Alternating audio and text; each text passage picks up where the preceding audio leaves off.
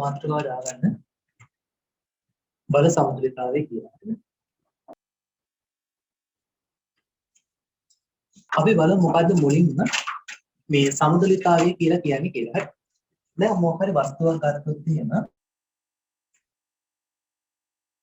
අපි වස්තුවක් සමතුලිතයි කියලා කියන්න නම් කරුණු දෙකක් බලනවා. හරිද? එකක් තමයි මේ වස්තුව රේඛීය චලිතයක් සිදු කරන්න බෑ. හරිද? ඒ වගේම තමයි මේ වස්තුව භ්‍රමණ චලිතයක් සිදු කරන්නත් බෑ. එතකොට මේ රේඛීය චලිතයක් සිදු වෙන්නේ නැති භ්‍රමණ චලිතයක් සිදු වෙන්නේ නැති වස්තුවකට අපි කියනවා මොකද්ද? සමතුලිත වස්තුවක් කියලා. අපි ගමු යම්කිසි වස්තුවක් තියෙනවා. මේ වස්තුව මත බල දෙකක් ක්‍රියාත්මක වෙනවා. හරිද? වස්තුව බල දෙකක් යටතේ සමතුලිතව පවතින සපුරාලන්න ඕන අවශ්‍යතා ටිකක් තියෙනවා. මේ වස්තුව මත අපි සැලකුම් මෙන්න මේ දිශාවට බලයක් යදෙනවා. මම ඒක සැලකනවා නිව්ටන් 10යි කියලා. ඊට ප්‍රතිවිරුද්ධ දිශාවට නිව්ටන් 10ක් බලයක් යදෙනවා. මට කියන්න මේ තියෙන වස්තුව මේ විදිහට මේ පැත්තට නිව්ටන් 10කිනුයි අනිත් පැත්තට නිව්ටන් 10කිනුයි වස්තුව අදිනවා නම් වස්තුව චලනය වෙනවද? චලනය වෙන්නේ නැහැනේ. මේ පැත්තට නිව්ටන් 10ක් නැතුව මේ පැත්තට නිව්ටන් 15ක් ගන්නවා. එතකොට මොකද වෙන්නේ? එහෙම වුණොත් වස්තුව මේ දිශාවට චලනය වීමක ලක් වෙනවා. වස්තුවක් බල දෙකක් යටතේ සමතුලිතව තියෙන නම් එකක් තමයි බල දෙක විශාලත්වයෙන් සමාන හා දිශාවෙන් මොකද වෙන්න ඕනේ? අනිවාර්යෙන් ප්‍රතිවිරුද්ධ වෙන්න ඕනේ. දිශාවෙන් ප්‍රතිවිරුද්ධ වෙන්න ඕනේ. මේ වස්තුව මත මේ දිශාවට නිව්ටන් 10ක බලයක් යොදනවා. මේ දිශාවට නිව්ටන් 10ක බලයක් යොදනවා. හරිද? ඒතර මම අර කලින් කිව්වා වගේ බල දෙක විශාලත්වයෙන් සමානයි. දිශාවෙන් මොකද වෙන්න ඕනේ? ප්‍රතිවිරුද්ධයි. හරිද? ඔයා හිතන්න මෙන්න මේ විදිහට වස්තුව මෙතනට සවි කරලා තියෙනවා කියලා. නිකන් මේ පිටිය ගහලා තියෙන වස්තුවක් හිතන්න. මේ තියෙන වස්තුවකට මේ වගේ බල දෙකක් යදුවොත් මොකද වෙන්නේ? දැන් මොකද අපි හිතමු මෙන්න මේක කොහොම සම්බන්ධ කරලා තියෙනවා කියලා. මේ විදිහට බල දෙකක් දුන්නා නම් මෙයාට නිදහසේ චලනය වෙන්න පුළුවන් කියලා හිතන්න. මේ විදිහට බල දෙකක් දුන්නොත් එහෙම මේ වස්තුව මොකද වෙන්නේ බලන්න. කැරකෙන්න බලනවා. නැත්තම් භ්‍රමණය වීමක ලක් වෙන බලනවා. වස්තුවක් බල දෙකක් යටතේ සමතුලිතව තියෙන්න මේ කරුණ තෘප්ත වෙන්න ඕනේ. ඇත්ත. හැබැයි ඒක විතරක් නෙමෙයි තව දේවල් තියෙනවා සපුරාලන්න ඕනේ. ඒක තමයි මේ බල දෙකම මොකද වෙන්න ඕනේ? ඒක රේඛීය විය යුතුයි. ඒ කියන්නේ මේ අපි සාමාන්‍ය මෙන්න මේ වචනයක් සලකනවා ඕනෑම බලයක තියෙනවා ක්‍රියා රේඛාවක් කියලා පදයක්. හරිද? මොකද්ද ක්‍රියා රේඛාව කියලා කියන්නේ? මම ගත්තොත් මෙන්න මේ විදිහට බලයක් අපි සාමාන්‍ය බලයක් ලකුණු කරනවානේ මෙන්න මේ විදිහට ඊතලයකින්. හරිද? මේ බලය දිගටම ක්‍රියාත්මක වුණා නම් ඒ කියන්නේ මේක කොහොම තිබුණා නම් දිගටම තිබුණා නම් මෙන්න මෙහෙම නේද යන්නේ. ඔන්න ඔය විදිහටනේ ගමන් කරන්නේ. මෙන්න මේකට කියනවා මොකද්ද? බලයේ ක්‍රියා රේඛාව කියලා. පැහැදිලිද? එහෙනම් දැන් ඔන්න අපිට මෙතන ඉඳලා ඉස්සරහට ඔය ක්‍රියා රේඛාව කියන වචනේ එයි ක්‍රියා රේඛ මේ බලයක ක්‍රියා රේඛාව කියලා කිව්වොත් මොකද්ද? බලය ක්‍රියා කරන දිශාවට යම්කිසි රේඛාවක් ඇඳුවොත් අන්න ඒකට තමයි කියන්නේ මොකද්ද? බලයේ ක්‍රියා රේඛාව කියලා. එහෙමනම් වස්තුවක් බල දෙකක් යටතේ සමතුලිතව වෙන්න නම් විශාලත්වයෙන් සමාන වෙන්න ඕනේ සහ ප්‍රතිවිරුද්ධ වෙන්න ඕනේ. අනික මොකද්ද? ඒ බල දෙක ඒක රේඛීය විය යුතුයි. පැහැදිලිද?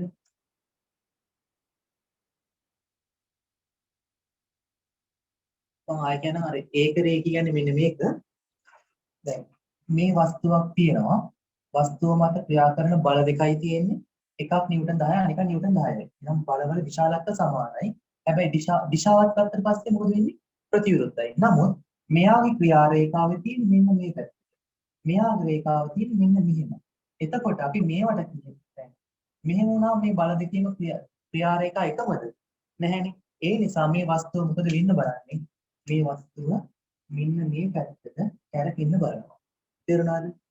ඒක අපි සලකනවා සමතුලිතයි කියලා නෑ. හරිද? අන්න ඒ නිසා මෙන්න මේ රූපය දාලා පොඩ්ඩක් දාගන්න. වස්තුවක් බල තුනක් යටතේ සමතුලිත වීම. වස්තුවක් බල තුනක් යටතේ සමතුලිත වීම.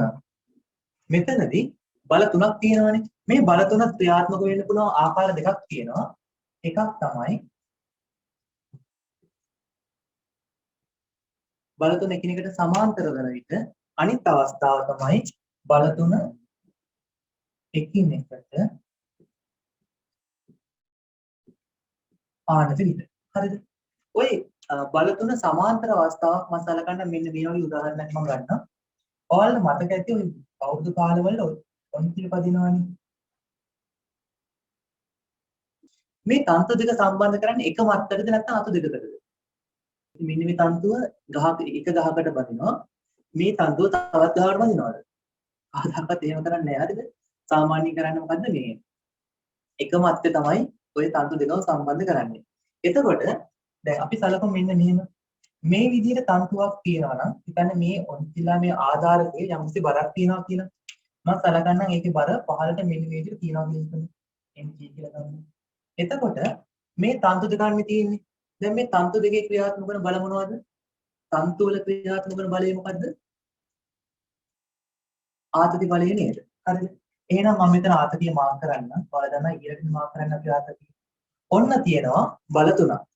හරිද? මේ විදිහට ඔන්චිලාවක් සම්බන්ධ කළ තන්තු දෙකකින් මේක නිශ්චලතාවය තියෙනවා කියලා හිතන්න. එතකොට අපි කියනවා මේ ඔන්චිලා එතකොට මොකක්ද තියෙන්නේ? සමතුලිතයි කියලා. හරිද? මෙතන බල කීයක් තියෙනවද? තුනක් තියෙනවා. ඒ බල තුන එකිනෙකට කොහොමද තියෙන්නේ? සමාන්තරව. පැහැදිලිද?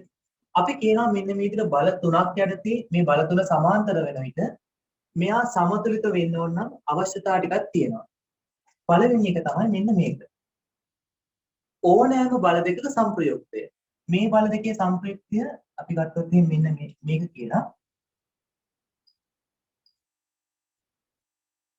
මේ බල දෙකේ සංප්‍රයුක්තය මේක නම් දැන් එතකොට දැන් මේ දෙකේ සංප්‍රයුක්තය කියලා කියන්නේ එතකොට මෙයා දැන් තියනවද? නෑ නේද? එතකොට බල දෙකයි තියෙන්නේ. බල දෙකක් තියෙනවා නම් ඒකේ අවශ්‍යතාව අර කලින් කිව්ව එකම තමයි. මොකද්ද? ඒක විශාලත්වයෙන් සමාන වෙන්න ඕනේ. දිශාවෙන් මොකද වෙන්න ඕනේ? ප්‍රතිවිරුද්ධ වෙන්න ඕනේ. එහෙනම් අපි කියනවා මේ වගේ සමාන්තර වෙලාවෙදී බල තුනක් තියෙනවා නම් ඕනෑම බල දෙකක සංප්‍රයුක්තය තුන්වෙනි බලයට නැත්නම් ඉතිරි බලයට මොකද්ද වෙන්න ඕනේ? විශාලත්වයෙන් සමාන සහ දිශාවෙන් ප්‍රතිවිරුද්ධ වෙන්න ඕනේ. හරිද? ඕක තමයි මුල්ම කතාව. ඊට පස්සේ මෙන්න මේ ලක්ෂණය තියෙනවනේ මොකද්ද? අනිවාර්යයෙන්ම මෙන්න මේ බල තුනම ඒකතල වෙන්න ඕනේ. ඒකතල කියලා කියන්නේ එකම තලයේ කියන එක. දැන් අපි දන්නවා විවිධ තල තියෙනවා. අපි මේ බෝඩ් එක ගත්තොත් එහෙම මේ බෝඩ් එක කියන්නේ මොකද්ද? එක තලයක්. හරිද? දැන් ඔයාලා ලියන මේසෙ ගත්තොත් මේසෙ කියන්නේ මොකද්ද? එක තලයක්. හරිද? මේ බල තුනම මොකද්ද වෙන්න ඕනේ? ඒක තල විය යුතුයි. ඒක අත්‍යවශ්‍ය දෙයක්. පැහැදිලිද?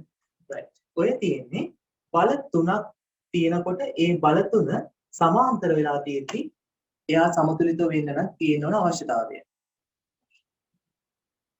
දැන් ඔන්න මෙතන යම්කිසි ලක්ෂීය වස්තුවක් තියෙනවා. මොකද ලක්ෂීය වස්තුව කියලා කියන්නේ?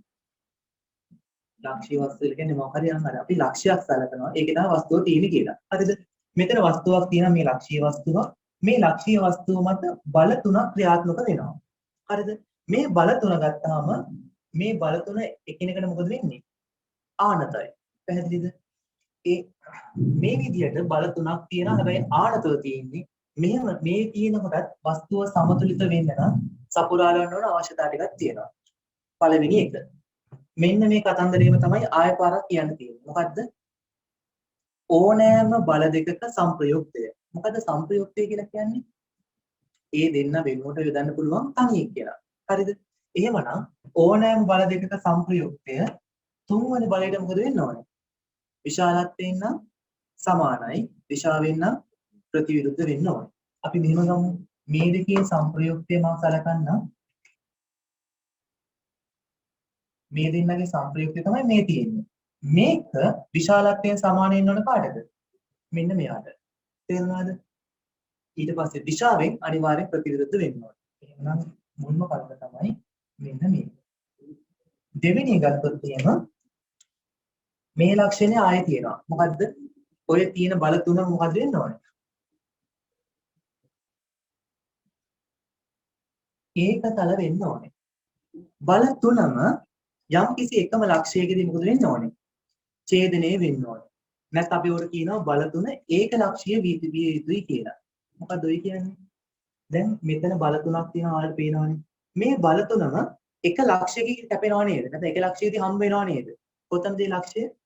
මෙන්න මෙතනනේ. හරිද? එහෙමනම් වස්තුවක් බල තුනක් යටතේ සමතුලිත නම් ඒ බල තුන එකිනෙකට ආනත නම් අනිවාර්යයෙන් මොකද වෙන්න ඕනේ? මේ බල තුන එකම ලක්ෂයකදී ඡේදනය වෙන්න ඕනේ. පැහැදිලිද?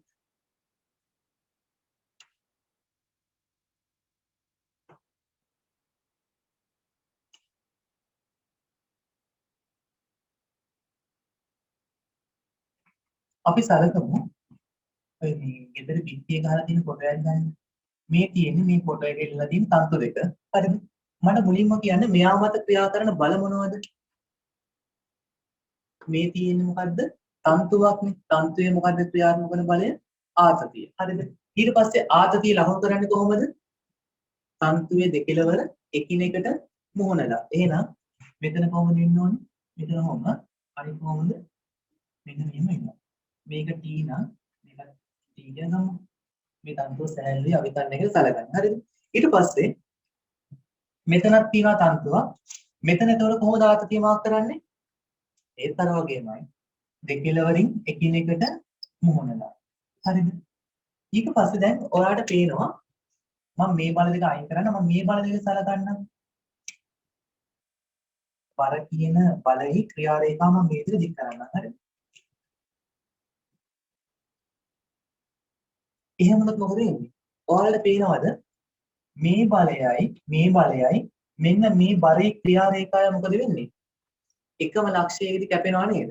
ඔන්න ඕක තමයි මම කිව්වේ මෙන්න මේ අවස්ථාව. පැහැදිලිද? එහෙමනම් ඔයාලට එක්සෑම් එකේදී මොකක් හරි රූපයක් හරි දුන්නොත් බල තුනක් ලකුණු කරලා නැත්නම් බල දෙකක් ලකුණු කරලා තුන්වෙනි බලය කොහෙද තියෙන්නේ කියලා අනිවාර්යයෙන් මොකද වෙන්න ඕනේ? එකම තැනකදී හමු වෙන්න ඕනේ. මම මේ උදාහරණයක් ගන්නම්. අපි සලකමු මේ තියෙන්නේ යම් කිසි ඉනිමලක් අරගෙන ආනතව හිටවල තියෙනවා. හරිද? අපි ගමු මේ ඉනිමලක් කියලා.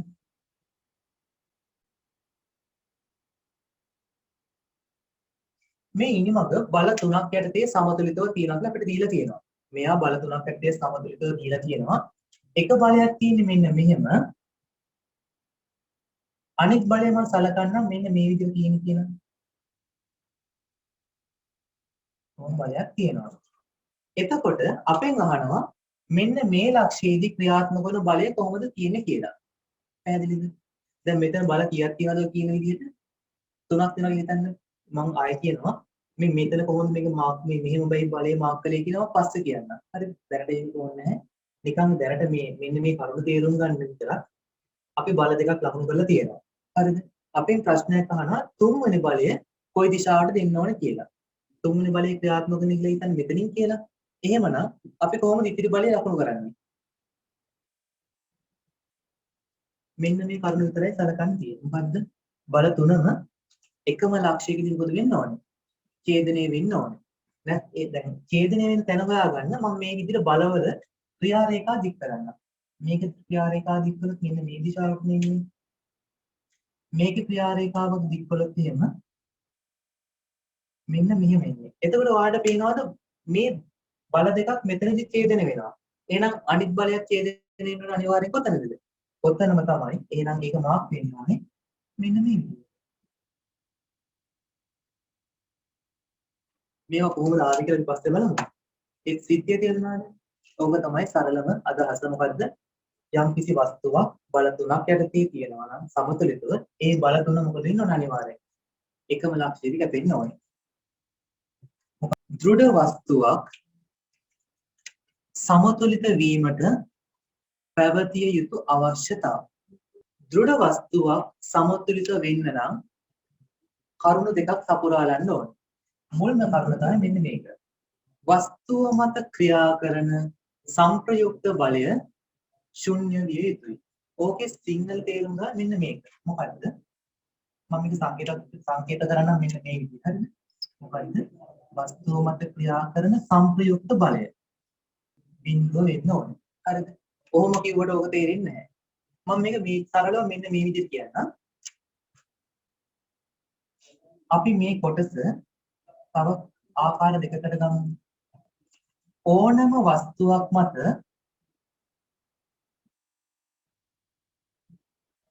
තිරස්ව ක්‍රියා කරන සංප්‍රයුක්ත බලය ශූන්‍යයට සමාන වෙන්න ඕනේ. අනිත් කරුණ තමයි ඕනම වස්තුවක් මත ක්‍රියා කරන ස්ථිරස් බලවල සංප්‍රයුක්තය ශූන්‍යයට සමාන වෙන්න ඕනේ. සරලව මෙන්න මේක. ඒක තමයි තේරුම් ගන්න ඕන. යම් කිසි වස්තුවක් මත මෙන්න මෙහෙම සලකන්න. අපි මම තිරස් බල විතරක් මෙතනදී සලකන්නම්. ඔන්න ඔය විදිහට යම් කිසි වස්තුවක් තියෙනවා අපිට ගාන දීලා තියෙනවා මේ වස්තුව සමතුලිතයි කියලා. මේ වස්තුව සමතුලිත නම් මම කිව්ව මොකද්ද? එයාගේ තිරස් බලවල සංප්‍රයුක්තය කීයට සමාන වෙන්න ඕනේ? බිඳුවට. ඕකේ සිංහල තේරුම මේකයි. අපි තිරස් බල ටිකක් ගත්තොත් තිරස් බලවල දකුණු පැත්තට තියෙන බල ටික සමානයි කාටද? වම් පැත්තට තියෙන බල ටිකට. ඔන්න ඕකයි මේකේ සරල තේරුම. පැහැදිලිද? දැන් මෙතන මේ වස්තුව මත ක්‍රියා කරන දකුණු පැත්තට තියෙන බල මොනවද? F3. ඊට පස්සේ වම් පැත්තට තියෙන බල මොනවද? F1 සහ F2. එහෙනම් ඕක අදහස් තමයි 1 and F2 සමානයි කාටද? F3 කියලා. තේරුණාද? අපි ඕක ලියන්නේ මෙන්න මේ විදිහට. ඕක ලියන්නේ ওই විදිහට. හැබැයි ඒකේ කියන එකේ සරල තේරුම මොකද්ද? මෙන්න මේකයි. තේරුණාද? හරි. ඊට පස්සේ මම කිව්වා ඕනම වස්තුවක් සමතුලිත නම් ඒ වස්තුව මත ස්ථිරස් බලවල සංප්‍රයුක්තයක් කීයට සමාන වෙන්නේ? බිඳුවට සමානයි. ඕකේ සිංහල තේරුම මොකද්ද? අපි ගමු මෙන්න මේ වස්තුවක් තියෙනවා. මේ වස්තුව මත සිරසට තියෙනවා මෙන්න මේ විදිහට බල ටිකක්. අපි ගමු 1 3 කියන පහළට තියෙනවා F2 කියලා බලයක්. දැන් මට කියන්න මොකද්ද මේකේ තේරුම? මේ වස්තුව සමතුලිත නම් මේ වස්තුව මත සිරස්ව ඉහළට ක්‍රියාත්මක වන බලවල එකතුව සමානයි කාටද? සිරස්ව පහළට තියෙන බලවල එකතුව. ඒ කියන්නේ F සිරස්ව ඉහළට තියෙන්නේ F1 and F3 ඒක සමානයි සිරස්ව පහළට තියෙන්නේ කවුද? F2 කියන්නේ. තේරුණාද? ඔන්න ඕකයි සරලම සිංහල තේරුම යම්කිසි වස්තුවක් සමතුලිතයි වෙන්න නම්. හරිද? හැබැයි මේ සමතුලිත වෙන එක ආකාරයක් තමයි මම කතා කළේ. තවත් අවශ්‍යතාවක් තියෙනව නේද? අනිවාර්යයෙන්ම වස්තුවක් සමතුලිත වෙන්න නම් මම මේ කිව්ව අවශ්‍යතා දෙකම සපුරාලන්න ඕනේ. වස්තුව මත ක්‍රියා කරන ඕනෑම ලක්ෂයක් වටා සඵල බල ගෝර්ණය නැත්නම් සංප්‍රයුක්ත බල ගෝර්ණය මොකටද සමාන වෙන්න ඕනේ? ශුන්‍ය වී ඕක මම පස්සේ කියන්නම්. හරිද? මම තාම මෙන්න මේ කොටස කතා කරලා නැහැ. මේක මම තාම බල ගෝර්ණය මම මේ කිසිදයක් කතා කරලා නැහැ. මම ඒකට දැන් මෙතනින් ප්‍රධාන වශයෙන්ම මේ කතා කරන්නේ මොකද්ද? මෙන්න මේ කොටස ගැන. දැන් ඔන්න හොඳට මේ කරුණ මතක තියාගන්න. මේක තමයි මොකද්ද? මේකේ තියෙන සාරාංශ කොටස. පැහැදිලිද? හරි. අපි බලමු කොහොමද ඔක ප්‍රායෝගිකව හරි ගානක් ආවට පස්සේ ඔක දාන්නේ කියලා. ඔන්න වස්තුවක් තියෙනවා. මේ වස්තුව යම් කිසි සුමන පෘෂ්ඨයක් මත සමතුලිතව තියෙනවා කියලා හිතන්න. යම් මොන පෘෂ්ඨයක් උඩ මේ වස්තුව සමතුලිතව තියලා තියෙනවා. මට කියන්න මේ වස්තුව මත ක්‍රියා කරන බල මොනවද? ඕන වස්තුවක මොකක්ද තියෙන්නේ? බරක් තියෙනවා.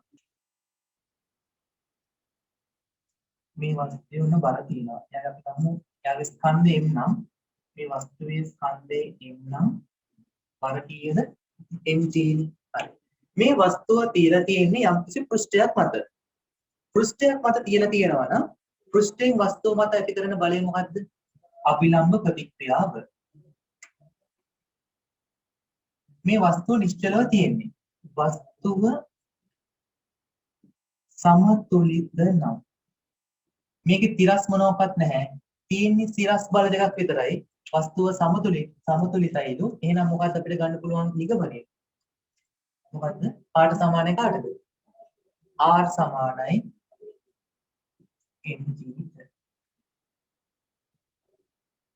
පහත දී ඇති වස්තුන් සමතුලිතව පවතිනම් එම බල අතර සම්බන්ධතාවයන් සඳහන් කරන්න.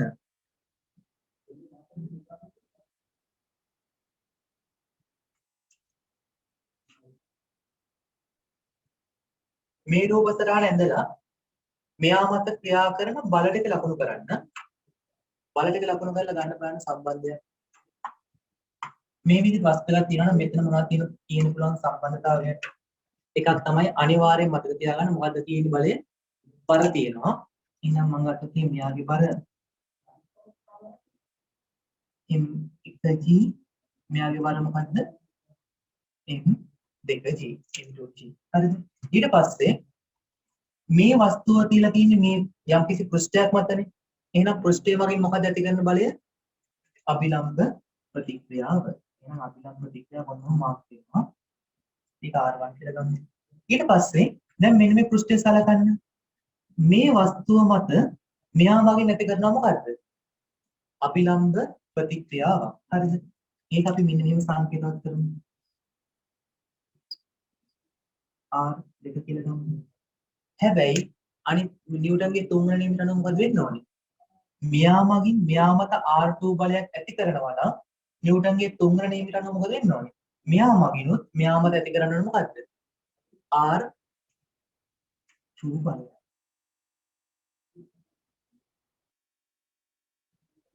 M2 වස්තුව. මේ තියෙන M2 වස්තුව. හරිද? මම පොළවත් නිකම්ම අඳින්නම්. ඔයා දැන් මේකේ බල ටික ලකුණු කරද්දි මෙන්න මෙහෙම ගන්න මොකද්ද? මෙයා තියෙනවා M2G. ඊට පස්සේ අපි ලකුණු කරනවා මොකද්ද? මම මෙතන මාක් කරලා තියනවා වගේ R2 බලයක් ක්‍රියාත්මක වෙනවා. R2 බලයක් ඊළඟට ක්‍රියාත්මක වෙනවා. හැබැයි මේ නිව්ටන්ගේ තුන්වෙනි නියමයට අනුව මොකද වෙන්න ඕනේ? මේ පොළොව මගින් තමයි මේ R2 බලය ඇති කරන්නේ. එයාට සමාන බලයක් පොළොව මතත් මොකද වෙන්න ඕනේ? පහළට ක්‍රියාත්මක වෙන්න ඕනේ. හැබැයි අපිට පොළොව තියෙන මේ පෘෂ්ඨය මත තියෙන බල ලකුණු කරන එක අවශ්‍ය නැහැ. ඒ නිසා අපි මේ R2 කියන බලය ලකුණු කරන්නේ නැහැ. මොකද මේ R2 ක්‍රියාත්මක වෙන්නේ පොළවේ. තමයි පෘෂ්ඨයේ. හැබැයි මේ වස්තු දෙක ගත්තොත් මොකද වෙන්න ඕනේ? අපි මෙයා මගින් මෙයා මත R2 බලයක් ඇති කරනවා නම් අනිවාර්යයෙන්ම මේ වස්තුව මගින් මේ වස්තුව මතත් මොකද වෙන්න ඕනේ? R2 බලයක් ඇති කරනවා කියලා ගන්න ඕනේ. තේරුණාද? ඒකයි. දත්තම තමයි හරි. තේරුණාද? එහෙනම් මම M2 කියන වස්තුව ගත්තොත් M2 මත ක්‍රියා කරන බල තුන තමයි මෙන්න මේවා. මොකද්ද? මෙතන R2 නේ මෙතන R1 හරි. R2 කියනවා මේ තියෙන M2 වස්තුව මත M1 වස්තුව මත ගත්තොත් එකක් M1G අනෙක් මොකද්ද මම හිතලා දාලා තියෙනවා වගේ R2. මේ තියෙන මම මේ ඇදලා තියෙන්නේ මේ වස්තු දෙකම මේ වස්තු පද්ධතියේ වස්තු දෙකක් තියෙනවා. මේ වස්තු දෙක වෙන වෙනම තමයි මේ ඇදලා තියෙන්නේ. හරිද? දැන් මේ පද්ධතිය සමතුලිතයි කියලා හිතන්න. එහෙනම් අපිට පුළුවන් මෙයා සමතුලිත නම් අර කලින් සිද්ධිය දාන්න. මොකද්ද? සිරස්ස ඉහළට තියෙන ටික සමානයි කාටද? සිරස්ස පහළට තියෙන ටික. එහෙනම් එතන සිරස්ස ඉහළට තියෙන්නේ R1, සිරස්ස පහළට තියෙන්නේ කවුද? මේ දෙන්නම නේද? ඒ කියන්නේ කවුද? M2G ධන R2G. ඔයා කැමති නම් මේක මෙන්න මෙහෙම ලියලම දාන්න.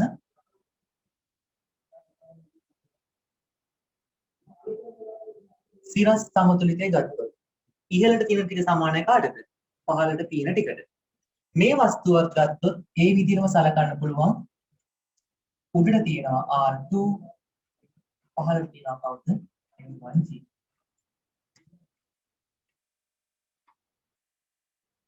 මේක තමයි තුන්වෙනි උදාහරණය. ඔයාලා මෙන්න මේ වස්තු තුන දැන් මේ විදිහට වස්තු තුනක් තියෙනවා ඒක සමතුලිතව මේ වස්තු තුන මත ක්‍රියා කරන බල වෙන වෙනම මෙතන මෙන්න මේ පහළ තියෙන රූප තුනේ ඇදලා පෙන්නන්න.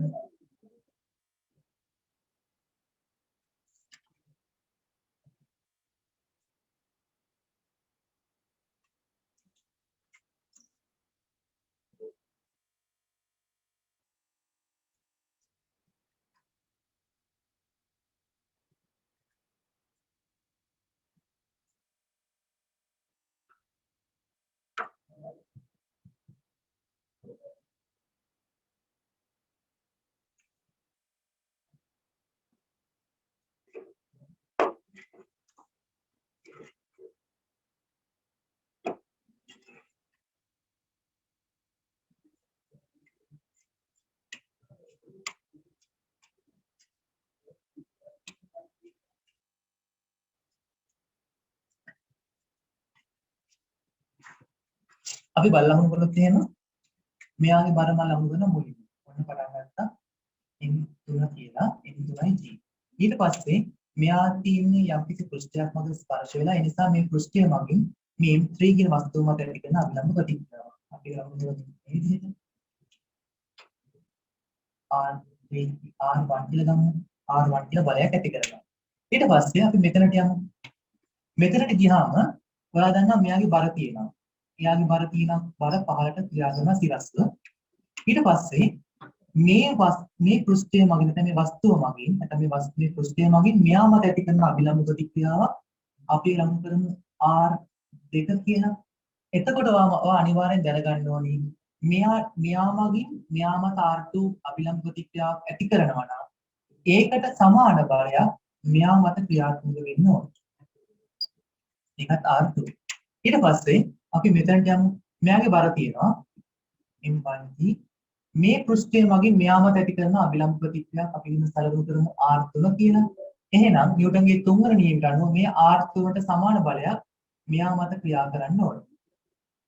එහෙමනම් ඔය ටික වෙන වෙනම ඇන්දොත් එහෙම මෙන්න මෙහෙමයි ඉන්නේ. මෙයාගේ බර තියෙනවා M3G. මේක R1. ඊට පස්සේ මෙයා මගින් මෙයා මත ඇති කරන බලය කවුද?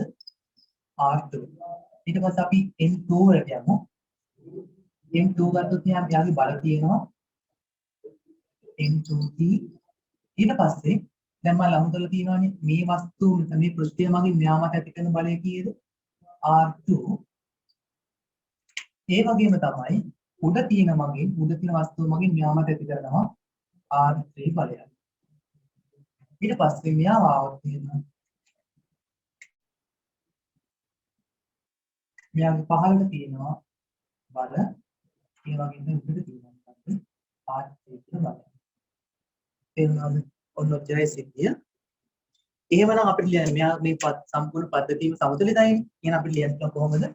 උඩට තියෙන ටික සමානයි පහළට තියෙන ටික. R1 සමානයි R2 ධන M3G. මෙතන ලියන්න පුළුවන් R උඩට තියෙනවා R2 පහළට තියෙනවා R3 ධන M2G. මෙතන ගත්තොත් එහෙනම් උඩට තියෙන R3 M1G කියලා ගන්න පුළුවන්. ඔන්න ඔබයි සිද්ධිය. හරිද? හරි. මේ තියෙන්නේ මිනිහෙක් යම්කිසි ආධාරකයක් මත ඉන්නවා. ආධාරකයක් මත තියලා ඒ ආධාරකයෙන් ඉඳන් මොකක් තත්ත්වයක් කියලා කියනවා තුමට කප්පියක් වඩා ඒ තන්ත්‍රයේ කෙලවර මේ මිනිස්සු අල්ලන් ඉන්නවා. ඒකත් මේ රූපෙන් දැන නේද අපි?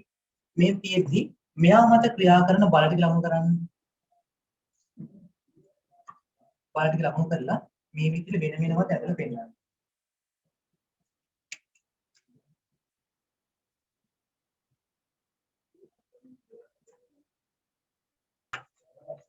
ඔයාලගේ මෙතන මේ මනුස්සයාගේ ස්කන්ධය ගන්න ඉම්පලෙන් කියලා.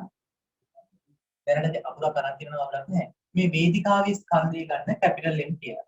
මට ඒක දෙන්න බැරුණා. මුලින්ම ධන සිද්ධියට අපි මාක් කරන් ඉන්න හරිද? මෙයාගේ මේ මම සලකන්නේ වේදිකාව හරිද? වේදිකාව බරක් තියෙනවා. එයාගේ අපි බර සලකමු මෙන්න මෙහෙම. දැන් මම අර කලින් වගේ ඔක්කොම මුලින්ම අපි අර සරල ටික ඉස්සෙල්ලා අකුරු කරන් ඉන්න හරිද? ඔන්න වේදිකාවේ බර තියෙනවා. අනික මොකද්ද? මනුස්සයෙක් බරක් තියෙනවානේ. මනුස්සයෙක් බරක් තියෙන මොනම පහළට ක්‍රියාත්මක වෙනවා. අපි කියන්නේ කියලා ගමු.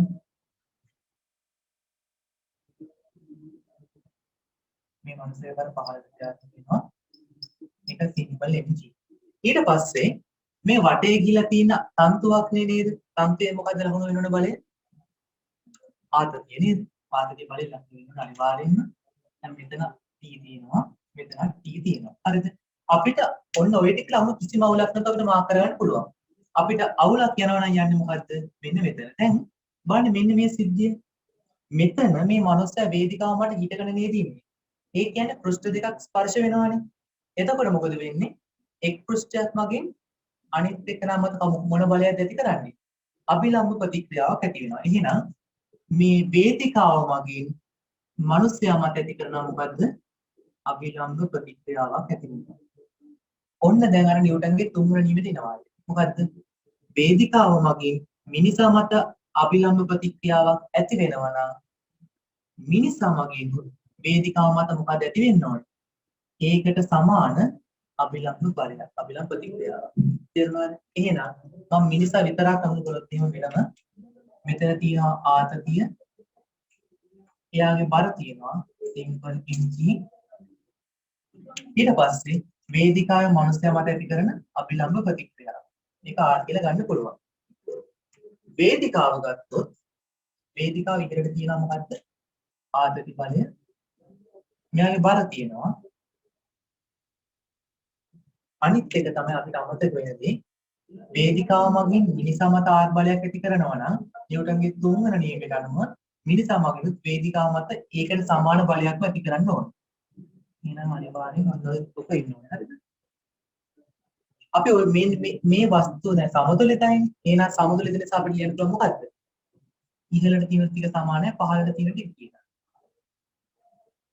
මෙතනත් ගත්තොත් ඉහළට තියෙන ටික සමානයි පහළට තියෙන ටිකට. ඉහළට තියෙන කවුද? R ධන ආතතිය සමානයි කාටද යන්නේ බලන්න. තේරුණාද?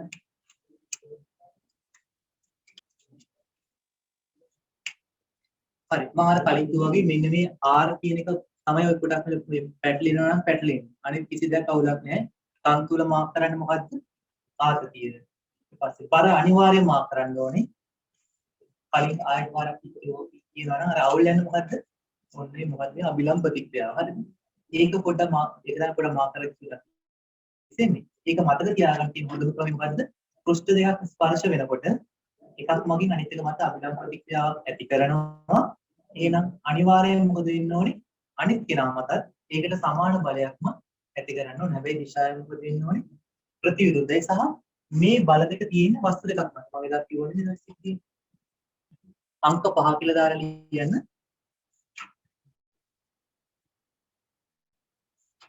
දුණු තරාදීක පාඨාංකයේ සෙවීම කියලා.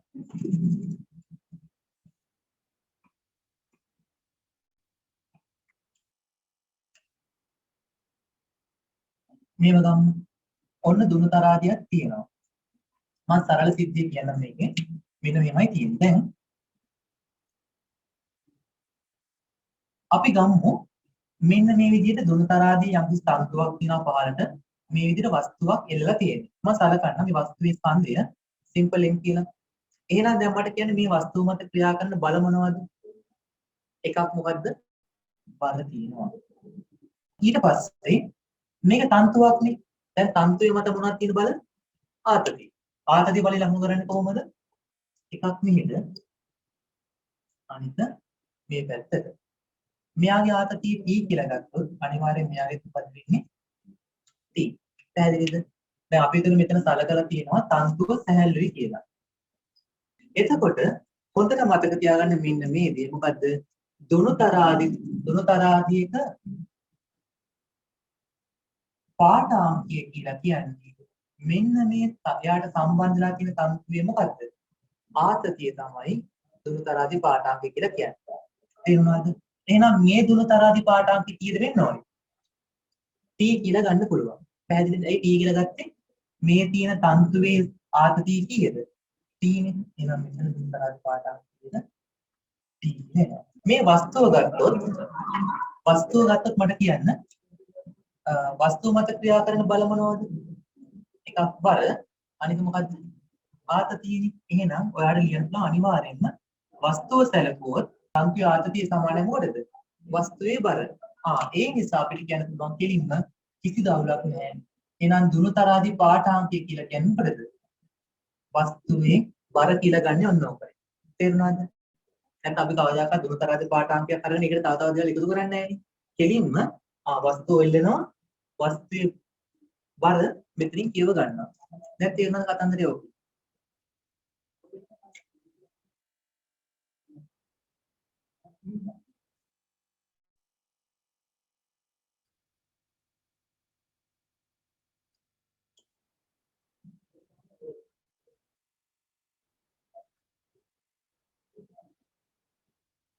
right. ඔයාලා මෙන්න මේ රූප ඉස්සරහට අදින්න මේ තියෙන මොකක්ද දුණු තරාදියකට ස්කන්ධ M1 සහ M2 කියන ස්කන්ධ දෙක සම්බන්ධ කරලා තියෙනවා.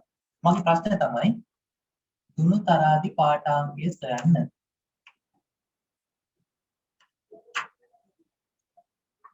ඔයා කැමති නම් ඕන්න M2 වස්තුව සහ M1 වස්තුව වෙන වෙනම ඇඳලා එයාලා මත තියෙන බල ටික ලකුණු කරලා ගන්න බන උත්තරයක්. බල ටික මුලින්ම ලකුණු කරමු. මම මේ වස්තු දෙන්න. මෙයාගේ ස්කන්ධය M2 නේ නේද? එහෙනම් මෙයාගේ මොකක්ද තියෙන්නේ? බර තියෙනවා. M2G. දැන් මේ මොකද්ද? තන්තුවක්, සැහැල්ලු තන්තුවක්. ඒ නිසා මොකද වෙන්නේ? මෙයා මත ආතතියක් කියලා අපි T1 කියලා ගමු. නම් මෙයා මතත් මොකද වෙන්නේ? ඔය ආතතියම තියෙනවා. ඊට පස්සේ මම මේ වස්තුව ගන්න. මෙයාගේ ස්කන්ධය M1. එහෙනම් මෙයාගේ බර කීයද? M1G. මේකත් මොකද්ද? තන්තුවක්නේ. ඒක වෙනස් තන්තුවක්. ඒ නිසා මම මෙතන T2 කියලා ගන්නම්. මොකද්ද? මෙතන කීයද T2 කියලා ගන්න පුළුවන්. පැහැදිලිද? හරි. දැන් ඔයා දන්නවා මම කියවන දුරුතරාදී පාඨාංකය කියලා කියන්නේ දුරුතරාදීට සම්බන්ධ වෙලා තියෙන තන්තුවේ ආතතිය. ඒ කියන්නේ ඇත්තට මෙතන දුරුතරාදී පාඨාංකය කියලා කියන්නේ කීයද? ඔන්න T2 වගේ හොයාගත්තා නම් වැඩි කොට. හරිද? අපි යමු මේ M1 M2 ස්කන්ධයම තියෙන බලට ලං කරමු. මම තියෙන්නේ එකක් M2G අනික මොකද්ද තියෙන්නේ? T1 තියෙනවා. මෙතනට આવොත් M1 වස්තුව ගත්තොත් යාම තියෙන බල ටික මොනවද? මෙන්න මේ බල ටික නෙමෙයි තියෙන්නේ. එකක් එයාගේ බර M1G. අනික තමයි මොකද්ද? යාමද තියෙන ආතතිය. අනික මොකද්ද? මේ උඩට තියෙනවා කීයද? T2. ඔච්චරයි බල ටික නේද? දැන් එහෙනම් මේක අපි මේ පද්ධතිය සමතුලිතයි. ඒ නිසා කිසිම අවුලක් නැහැ. T1 සමානයි කාටද? M2G. මෙතන ගත්තොත් බස් මේ පද්ධතිය සමතුලිතයි. ඒ කියන්නේ ඉහළට තියෙන බල සමානයි පහළට තියෙන බලවලට. ඒ කියන්නේ T2 සමානයි කාටද? T1 ධන M1G ද. තේරුණාද? හැබැයි ඔයා දන්නවා M1 T1 කියන්නේ කීයද? T1 කියන්නේ M2G ද. ඒ නිසා T2 සමානයි T1 කියන්නේ M2G ද. M2G ධන M1G දෙනවා. ස්කන්ධය කැපිටල් M1 සහ කැපිටල් M2 වන දුරුතරාදී දෙකක් මගින් ස්කන්ධයන් දෙකක බර මනින අවස්ථාවකදී කැපිටල් A සහ කැපිටල් B දුරුතරාදී වල පාඨාංක වෙන වෙනම සොයන්න.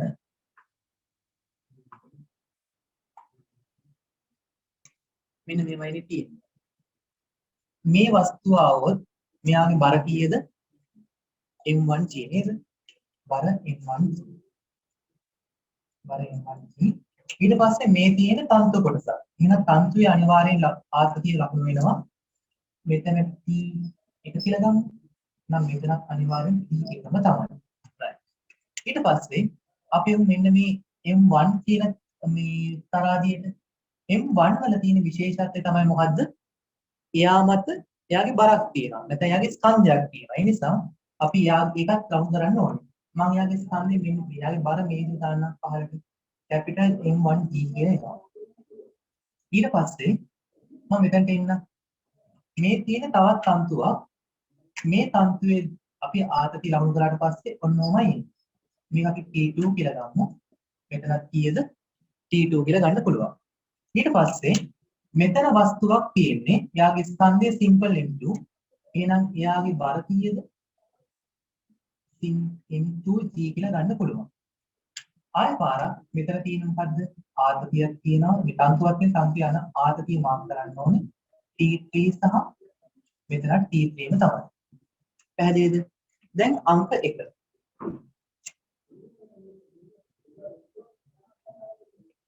ඒ දුරුතරාදියේ පාඨාංකය කියලා කියන්නේ ඒ දුරුතරාදිය මම ගත්තේ මෙන්න මේකනේ. ඒ දුරුතරාදියේ පාඨාංකය කියලා කියන්නේ ඒකට සම්බන්ධ වෙච්ච තන්තුවේ කවුද?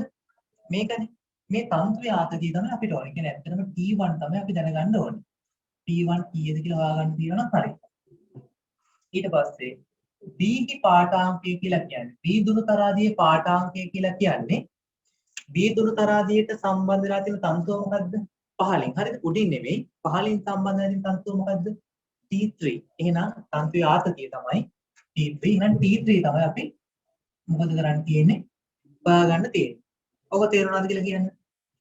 බල ටික ලකුණු කළා. ඊට පස්සේ පාඨාංකය කියන්නේ මොකක්ද කියලා හොයාගත්තා. පැහැදිලිද? හරි. අපි දැන් ඔන්න මෙන්න මේ මෙතන වස්තු ඔන්න 4ක් තියෙනවා. මම මේ එක එක වස්තුව වෙන වෙනම සලකන්න. එහෙම කරන්න ඕනෙත් නැහැ. ඔන්න මම මෙතනින්ම ගන්නම්. හරිද? M1 කියන වස්තුව ගන්න. M1 කියන වස්තුව ගත්තොත් එහෙම ඔයාට පේනවා M1 ළඟ තියෙන බල මොනවද? ඔන්න ඔය ටිකනේ නේද? එතකොට M1 ළඟ තියෙන බල ටික ගත්තොත් E1 තියෙනවා සහ M1G තියෙනවා. මෙයා සමතුලිතයිනේ. එහෙනම් මොකක්ද සිද්ධිය? ඉහළට තියෙන බල සමානයි පහළට තියෙන බලවලට. එහෙනම් අපි M1 වස්තුව සැලකුවොත් T1 සමානයි කාටද? M1G කියලා ගන්න පුළුවන්. පැහැදිලිද? ඊට පස්සේ මම A දුන තරාදිය වෙනම දින්නම්. මම A දුන තරාදිය ගත්තොත් එහෙම A දුන තරාදිය මත තියෙන බල ටික ලබනකොට පහළට තියෙනවා කවුද? මේ T1. එයාගේ බර තියෙනවා. ඉහළට තියෙනවා කවුද? T2 කියලා. දැන් මෙයා සමතුලිතයිනේ. සමතුලිත නිසා මොකද්ද ගන්න පුළුවන් සම්බන්ධය? ඉහළට තියෙනවා සමාන කාටද? පහළට තියෙනවට. ඒ කියන්නේ ඉහළට තියෙනවා T2 පහළට තියෙනවා කවුද? M1G දන්න T1 කියලා ගන්න පුළුවන්. ඔන්න ඕනෙකුත් දාගත්තා. ඊට පස්සේ අපි ගමු M2 කියන වස්තුව. M2 කියන වස්තුව ගත්තොත් එයාලා තියෙන බල මොනවද? හොඳට බලලා කියන්න. ඉහළට තියෙනවා කවුද? T3 ඊට පස්සේ පහළට තියෙනවා T2 කියලා එකක් තියෙනවා. අනික උන් වගේ තියෙන්නේ M2G කියලා බර තියෙනවා. හරිද? right. එහෙනම් මේකත් සමතුලිතයි. ඒ කියන්නේ මොකද්ද? ඉහළට තියෙන ටික සමානයි පහළට තියෙන ටික. ඒ කියන්නේ T3 සමානයි M2G ධන T2 කියලා ගන්න පුළුවන්. ඔන්න ඇවිල්ලා තියෙන කොටසකට. හරි. දැන් වැඩි ලේසි. T1 කියන්නේ කීයද එහෙනම්? M1G. ඊට පස්සේ මට ඕන මෙන්න මේක ලියන්න පුළුවන්. මේ සමීකරණ ලියන්න පුළුවන් මේ විදිහට. T2 සමානයි කාටද? M1G ධන T1 කියන්නේ කීයටද? M1G. එහෙනම් මෙතන T3 හොයන්න ඕන නම් අපිට ගන්න පුළුවන් මොකද්ද? T3 සමානයි simple M2G ධන T2 කියන්නේ කවුද? මෙන්න මේ පදේ නේද? ඔය සම්පූර්ණ කැලලම එහෙනම් මොකක්ද වෙන්නේ? M1G ධන simple M1G. ඔන්න ඔකයි උත්තරේ. ඊට පස්සේ අපි තවත් පොඩි අනුමාත්‍රාවක් කතා කරමු. මෙන්න මෙහෙම දාවට දෘಢ වස්තුවක් පෘෂ්ඨයක් සමග ස්පර්ශ වීම. ස්කන්ධයේ M වන වස්තුවක් තියෙනවා. දණ්ඩක් තියෙනවා. මේ දණ්ඩ පිහිත් තුඩක් නැත්තම් මොකද එහා පැත්තේ තියෙන්නේ? නාදැත්තක් කියලා. හරිද? නාදැත්තක් මත නැත්නම් ඕන පුළුවන් කෝණයක් කියලා කියන්න. හරිද? ඔය ඕනම දෙයක් මත සමතුලිත ඇති අවස්ථාවක් අපි සැලකමු. ඒකට මෙන්න මේ වගේ නේද? දැන් ඔන්නෝම තියෙන වස්තුවක්ම තියෙනවා. මේ වස්තුව ඔන්නෝම තියෙන අවස්ථාවක් වගේ නේද? සමතුලිතව තියෙනවානේ. හරිද? අන්න ඒ වගේ අවස්ථාවක් තියෙන්නේ.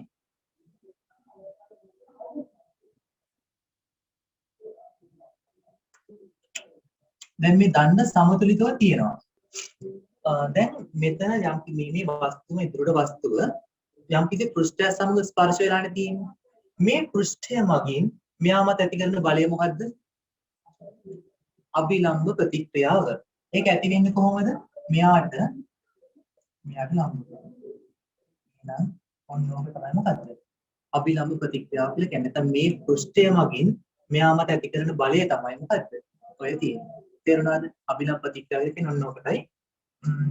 එතකොට දැන් ඔයා දන්නවා මෙයාගේ මේ බරක් තියෙනවා. මෙයාගේ බර අපි අනිවාර්ය ලකුණු කරලා තියෙනවා. මට කියන්නේ මේ මම මෙයාගේ බර ලකුණු කරන්න ඕනේ කොහෙන්ද? මෙතනින්ද නැත්නම් මෙතනින්ද නැත්නම් මේ හරියෙන්ද? මම ආයෙ කියන්න. මේ තියෙන මොකද්ද? ස්කන්ධයෙන් තියෙන වස්තුවක් නැත්නම් දණ්ඩක් යම් කිසි පිහිටුඩක් නැත්නම් මොකක් හරි නාදැත්තක් මත සමතුලිතව තියෙන අවස්ථාවක්. මෙයා මත ක්‍රියා කරනවා නාදැත්ත මගින් නැති කරන මේ කෝණ්‍ය මගින් නැත්නම් මේ පිහිටුඩ මගින් නැති කරන අභිලම්බ ප්‍රතික්‍රියාව. ඒක R කියලා ගත්තා. එයා මත තියෙන අනිත් බලය තමයි මොකද්ද? මේ දණ්ඩේ බර. මාගේ ප්‍රශ්නය තමයි මේ දණ්ඩේ බර ලකුණු කරන්න ඕනේ A වලද B වලද නැත්නම් C වලද කියලා. මොකද්ද? B වල. ඇයි B වල කියන්නේ හේතුව? මෙතන තියෙන්නේ වස්තුව සමතුලිත වෙලා තියෙන බල කීයකින්ද? දෙකකින්. බල දෙකකින් සමතුලිත නම් අනිවාර්යෙන් මේ බල දෙක ඒක රේඛීය වෙන්න ඕන කියලා කිව්වා නේද? එකම රේඛාවේ තියෙන්න ඕන කියලා. එහෙනම් අනිවාර්යෙන්ම මෙයාගේ බල ලකුණු වෙන්නේ කොහොමද? එහෙනම් අපිට ගන්න පුළුවන් මෙයාගේ දැන් මෙයා සමතුලිත නිසා R සමානයි කාටද? G කියලා ගන්න පුළුවන්. ස්කන්ධයෙන් කියන දණ්ඩක් මේ විදිහට පිහිතුරු දෙකක් මත සමතුලිතව තියෙනවා. අපි මේකනේ බල ටික මුලින්ම ලකුණු කරමු. මට කියන්න මෙයාගේ ස්කන්ධයෙන් කියලා ස්කන්ධයක් තියෙනවානේ. එහෙනම් අනිවාර්යෙන්ම මොකද්ද මෙයාට තියෙන්නේ? බරක් තියෙනවා. බර අපි ලකුණු කරන්නේ කොහොමද? සිරස්ස 15ට. ඊට පස්සේ මේ පිහිතුරු මගින් මෙයා මත බලයක් ඇති කරනවානේ. මොකක්ද මේ බලයට කියන්නේ? අභිලම්බ ප්‍රතික්‍රියාව. අභිලම්බ ප්‍රතික්‍රියාව කියන්නේ කොහොමද? මෙන්න මේ විදිහට සිරස්ස. මෙයා මගින් ඇති කරනවා, මෙයා මගින් ඇති කරනවා. අපි ගමු මේක R1 කියලා. මෙතන අගේ කීයද? R2. පැහැදිලිද? එහෙමනම් මේ වස්තුව සමතුලිත නම් අපිට මොකද්ද ගන්න පුළුවන් සම්බන්ධය? R1 ධන R2 සමානයි mg. දැන් ඉතින් මෙතන ආදේති හතරක් නෙවෙයි ඕන ගණනක් තිබ්බත් ලකුණු කරන්නේ කොහොමද? මෙන්න මේ විදිහට. පැහැදිලිද? දෘಢ වස්තුවක් සුමට පෘෂ්ඨයක් මත තබා ඇති විට බලමු බල කොහොමද ක්‍රියා කරන්නේ කියලා. දෘಢ වස්තුවක් වුණත් මොන වස්තුවක් වුණත් සුමට පෘෂ්ඨයක් මත නම් තියලා තියෙන්නේ. මේ සුමට පෘෂ්ඨය මගින් ඇති කරන්නේ එක බලයයි. කවුද ඒකට කියන්නේ? අභිලම්බ ප්‍රතික්‍රියාව. තේරුණාද? ඒක වස්තුව කොයි විදිහට තිබ්බත් සුමට පෘෂ්ඨයක් නම් අනිවාර්යෙන් අභිලම්බ ප්‍රතික්‍රියාව ඔයා මතක තියාගන්න. ඊට පස්සේ අභිලම්බ ප්‍රතික්‍රියාව හැම වෙලාවම ඒ පෘෂ්ඨයට ලම්බකයි කියලා. පැහැදිලිද? සුමට පෘෂ්ඨයක් මත මේ විදිහට වස්තුවක් කියලා තියෙනවා. දැන් ඇති කරන බලය මොකද්ද? අභිලම්බ ප්‍රතික්‍රියාව විතරයි. 아무ත් මේ බල නැහැ. හරිද? දැන් ඔන්න ලකුණු වල අභිලම්බ ප්‍රතික්‍රියාව. ඊට පස්සේ මම ගන්න මේක පළවෙනි එක. මම දෙවෙනි එක ගන්න මෙන්න මේ විදිහට වස්තුවක් කියලා තියෙනවා. ඔය සුමට පෘෂ්ඨය සමග මේ විදිහට අපි හිතමු මේක ඉනිමගක් කියලා. ඉනිමගක් ස්පර්ශලා තියෙනවා. මට කියන්න මේ ලක්ෂයේදී සුමට පෘෂ්ඨය මගින් ඇති කරන බලය මොකද්ද? අභිලම්බ ප්‍රතික්‍රියාව. අභිලම්බ ප්‍රතික්‍රියාව ලකුණු වෙන්නේ කොහොමද? මේ පෘෂ්ඨය මගින් ඇති කරන්නේ නේද? මේ පෘෂ්ඨයට අනිවාර්යෙන් මොකද වෙන්න ඕන? අභිලම්බයි. අපි සලකමු මේ තියෙන්නේ අර්ධ ගෝලාකාර පාත්‍රයක් කියලා. මම මේ පාත්‍රය මත තියලා තියෙනවා මෙන්න විදිහට වස්තුවක්. කොහොම වස්තුවක් තියලා තියෙනවා. පැහැදිලිද? හරි. දැන් මට ඕනේ මේක සුමටයි. මේ තියෙන්නේ සුමට අර්ධ ගෝලාකාර පාත්‍රයක්. මේ අර්ධ ගෝලාකාර පාත්‍රයේ තැන් දෙකකින් මේ වස්තුව ස්පර්ශ වෙනවා නේද? ඒ තැන් දෙකකින් එහෙනම් මොකද ඇති වෙන්න ඕනේ? අභිලම්බ ප්‍රතික්‍රියාව. පැහැදිලිද? අභිලම්බ ප්‍රතික්‍රියාව මේ පෘෂ්ඨයට ලම්බකයි නේද? එහෙනම් ඔය අභිලම්බ ප්‍රතික්‍රියාව මාක් කරන්න ඕනේ. හැබැයි ඊට වඩා මම මෙන්න මේ තර්ක පොඩ්ඩක් ඔයාලට කියන මේක ඔයාලා දන්නවා. අපි ගත්තොත් මේ වගේ වෘත්තයක්. ඔයා සලකන්න මෙතන කේන්ද්‍රය කියලා මේ ලක්ෂයේ ඉඳලා මෙතනට රේඛාවක් ඇන්දොත් මේ වෘත්තයේ යම්කිසි පරිධිය මත තියෙන ලක්ෂයක ඉඳලා කේන්ද්‍රය මතට රේඛාවක් ඇන්දොත් ඒක අනිවාර්යෙන් මේක ස්පර්ශ කරගෙන මොකද වෙන්න ඕනේ? ලම්බකයි කියලා ඉගෙන ගන්නවා. මම මෙතන ඉඳලා මාක් කරනවා බලයක් ලකුණු කරනවා කේන්ද්‍රය දෙසට. මම මෙතන ස්පර්ශකයක් අඳින්න ඕනේ. මේ ස්පර්ශකය ගත්තොත් කේන්ද්‍රයට රේඛාවක් ඇන්දොත් ඒ අඳින රේඛාව මොකද වෙන්නේ? මේ ස්පර්ශකයට ලම්බකයි. පැහැදිලිද? අනිවාර්යෙන්ම එහෙනම් යම් කිසි ලක්ෂයක ඉඳලා කේන්ද්‍රයට රේඛාවක් ඇන්දොත් ඒ රේඛාව අපි සලකනවා මොකද්ද? මෙන්න මෙතනද මොකද්ද? ලම්බකයි කියලා. පැහැදිලිද? ඔන්න ඔය තර්කය ගත්තොත් එහෙම මේ තියෙන අර්ධගෝලාකාර පාත්‍රයේ කේන්ද්‍රය මෙතන නම් මට කියන්න මෙතනින් ක්‍රියා කරන බලය කොයි හරහාද යන්නේ? කේන්ද්‍රය හරහා යන්න ඕනේ. මෙයා මත තියෙන බලය අනිවාර්යෙන් යන්න කොයි හරහාද? කේන්ද්‍රය හරහා යනවා. දැන් ඔන්න මෙතන මම ආයෙත් කියලා තියෙනවා. එතකොට මේ පෘෂ්ඨය මගින් මේ වක්‍රාකාර පෘෂ්ඨය මගින් මෙයාමත් ඇති කරන අභිලම්බ ප්‍රතික්‍රියාව. ඒ අභිලම්බ ප්‍රතික්‍රියාවේ දිශාව තමයි මොකද්ද? ඒ අභිලම්බ ප්‍රතික්‍රියාව මේ පෘෂ්ඨයට මේ කොළපාට පෘෂ්ඨයට ලම්බක වෙන්න ඕනේ. ඒ ලම්බක රේඛාව අපි අඳින්නේ කේන්ද්‍රය හරහා රේඛාවක් අඳිනවා කියලා. දෘಢ වස්තුවක් රළ පෘෂ්ඨයක් මත තබා ඇති විට සිද්ධිය මේකයි. රළ පෘෂ්ඨයක්නේ. රළ පෘෂ්ඨයක් තියෙද්දි අපි සලකනවා ඝර්ෂණයක් මොකද වෙන්නේ? ක්‍රියාත්මක වෙනවා. එහෙනම් රළ පෘෂ්ඨයක් නිසා ඝර්ෂණයක් ක්‍රියාත්මක වේ. රළ පෘෂ්ඨයක් මත යම්කිසි වස්තුවක් තියලා තියෙනවා නම් එතනදී බල දෙකක් ක්‍රියාත්මක වෙනවා. එකක් තමයි කවුද? අභිලම්බ ප්‍රතික්‍රියාව අනිවාර්යෙන් ක්‍රියාත්මක වෙනවා. අනික තමයි මොකද්ද? ඝර්ෂණ බලය. පැහැදිලිද? මේ තියෙන ඉනිමග. රළු සිරස් පෘෂ්ඨය, රළු තිරස් පෘෂ්ඨය. මේ ලක්ෂ දෙක මත ක්‍රියා ලක්ෂ දෙකේදී මේ ඉනිමග මත නැත්නම් මේ වස්තුව මත ක්‍රියා කරන බල මොනවද කියලා. දැන් මේක රළු පෘෂ්ඨයක්නේ. ඒ නිසා බල කීයක් තියෙනවද? දෙකක් තියෙනවා. එක බලයක් අනිවාර්යෙන්ම අභිලම්බ ප්‍රතික්‍රියාව. අනික මොකද්ද? ඝර්ෂණය. ඝර්ෂණ බලය ඇති වෙන්නේ කොයි වෙලාවටද? කොහොමද? වස්තුව චලනය වෙන්න හදන පැත්තට විරුද්ධව. අපි දැන් කතා කරන්නේ මේකද ගැන. ඒ වස්තුවක් චලනය වෙනවා නම් ඒ චලනය වෙන දිශාවට විරුද්ධව තමයි මොකද තියෙන්නේ? ඝර්ෂණ බලය ඇති වෙන්නේ. හරි. ඉනිමගක් මේව තියලා තියෙනවා. දැන් මේ ඉනිමග දිගේ ඔයා නගිනවා කියලා හිතන්න. ඉනිමග ලිස්සන්නේ කොයි පැත්තටද? කොහෙද ලිස්සන්නේ? පහළට නේද? ඒ කියන්නේ මෙතනින් මෙයා මෙහිට ඔහම එනවා. මෙතනින් කොයි පැත්තටද හදන්නේ? මේ පැත්තට ලිස්සන්නේ. මෙතනදී ක්‍රියාත්මක වෙනවා අභිලම්බ ප්‍රතික්‍රියාව. පැහැදිලිද? ඔන්න අභිලම්බ ප්‍රතික්‍රියාව මාක් කළා. දැන් අපි බලමු ඝර්ෂණ බලය කොයි පැත්තටද මාක් කරන්නේ කියලා. මේ වස්තුව මෙතනින් පහළට ගමන් කරන්න උත්සාහ කරන්නේ. එහෙනම් ඝර්ෂණ බලය ඇති වෙන්නේ කොහෙටද? චලිත දිශාවට විරුද්ධව. මෙන්න මේ දිශාවට ඝර්ෂණ බලය ලකුණු වෙන්නේ. පැහැදිලිද? මෙතනින් මේ වස්තුව ගමන් කරන්න පෙළඹෙන්නේ කොයි පැත්තටද? ඔය පැත්තටනේ. එතකොට අපි ඝර්ෂණ බලය මාක් කරන්නේ කොහොමද? චලිත වන දිශාවට විරුද්ධව. මෙන්න මේව ලියා ගන්න. අනුමාත්‍රකයක් දාගන්න. වස්තුවක් කිසියම් ලක්ෂයකදී මොකද්ද? විවර්තී නැත්නම් අසවකර ඇති විට. ඔය වචන දෙකම කියන එකක් තියෙනවා. මේ වස්තුව පෘෂ්ඨයකට ඇණයක් ගහලා තද කරලා තියෙනවා. මේ වගේ වෙලාවකදී පෘෂ්ඨය මගින් මේ වස්තුව මත ඇති කරන ප්‍රතික්‍රියා බලය අපිට හරියටම කියන්න බැහැ. පැහැදිලිද? කියන්න මේ විදිහේ වස්තුවක් යම් පෘෂ්ඨයකට ඇණයක් ගහලා ඉර කරලා තියෙනවා. මේ වස්තුව මත ක්‍රියා කරන ප්‍රතික්‍රියා බලය අපිට හරියට කියන්න බෑ කොහෙද තියෙන්නේ කියලා. පැහැදිලිද?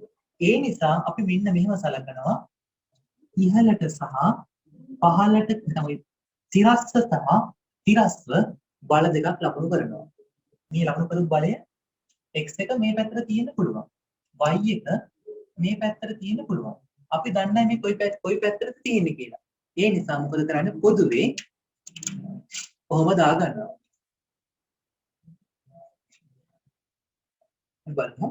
රූපේ ආකාරයට මිනිසෙක් සුමට කප්පියක් මත යවා ඇති සැහැල්ලු විකන්න තන්තුව කිලෝග්‍රෑම් 5ක ස්කන්ධය රඳවා සිටී. එන්න මෙයාගේ කිලෝග්‍රෑම් 5 කියලා කියන්නේ මෙයාගේ බර කීයද? නිව්ටන් 50යි. ප්‍රශ්නේ අහන්නේ මිනිසා තන්තුව මත යොදන බලය. හරිද? දැන් අපි ගත්තොත් මේ තියෙන තන්තුවක් අවිකන්නේ තන්තුවක් ඒ නිසා මෙතන මොකද ඇති වෙන්නේ? ආතති බලය. මෙන්න මේ ආතති බලය තමයි අපෙන් අහන්නේ. මිනිසා තන්තුව මත යොදන බලය කියලා කියන්නේ මොකද්ද? මිනිසා තන්තුව මත යොදන්නේ ආතති බලය නේද? එහෙනම් කීයද එන්නේ? ඔයා දන්නා මේ පද්ධතිය සමතුලිතයි. සමතුලිත නම් මම මෙන්න මේ වස්තුව සලකන්න. මේ වස්තුව සැලකුවොත් ඉහළට තියෙන බල සමානයි කාටද? පහළට තියෙන බලට. එහෙනම් මෙතන T සමානයි කීයද? නිව්ටන් 50යි. මිනිසා තන්තුව මත යොදන බලය කියන්නේ ආතතියනේ. සමාන කාටද? T ට. ඒ නිසා T සමානයි කීයද? නිව්ටන් 50යි කියලා එනවා. මෙතන බල ටික ලඟ කරලා තියෙනවා. මේ තියෙන්නේ මගේ 6 කිලෝග්‍රෑම් නිසා මෙයාගේ බර 60යි. මෙයාගේ 50යි.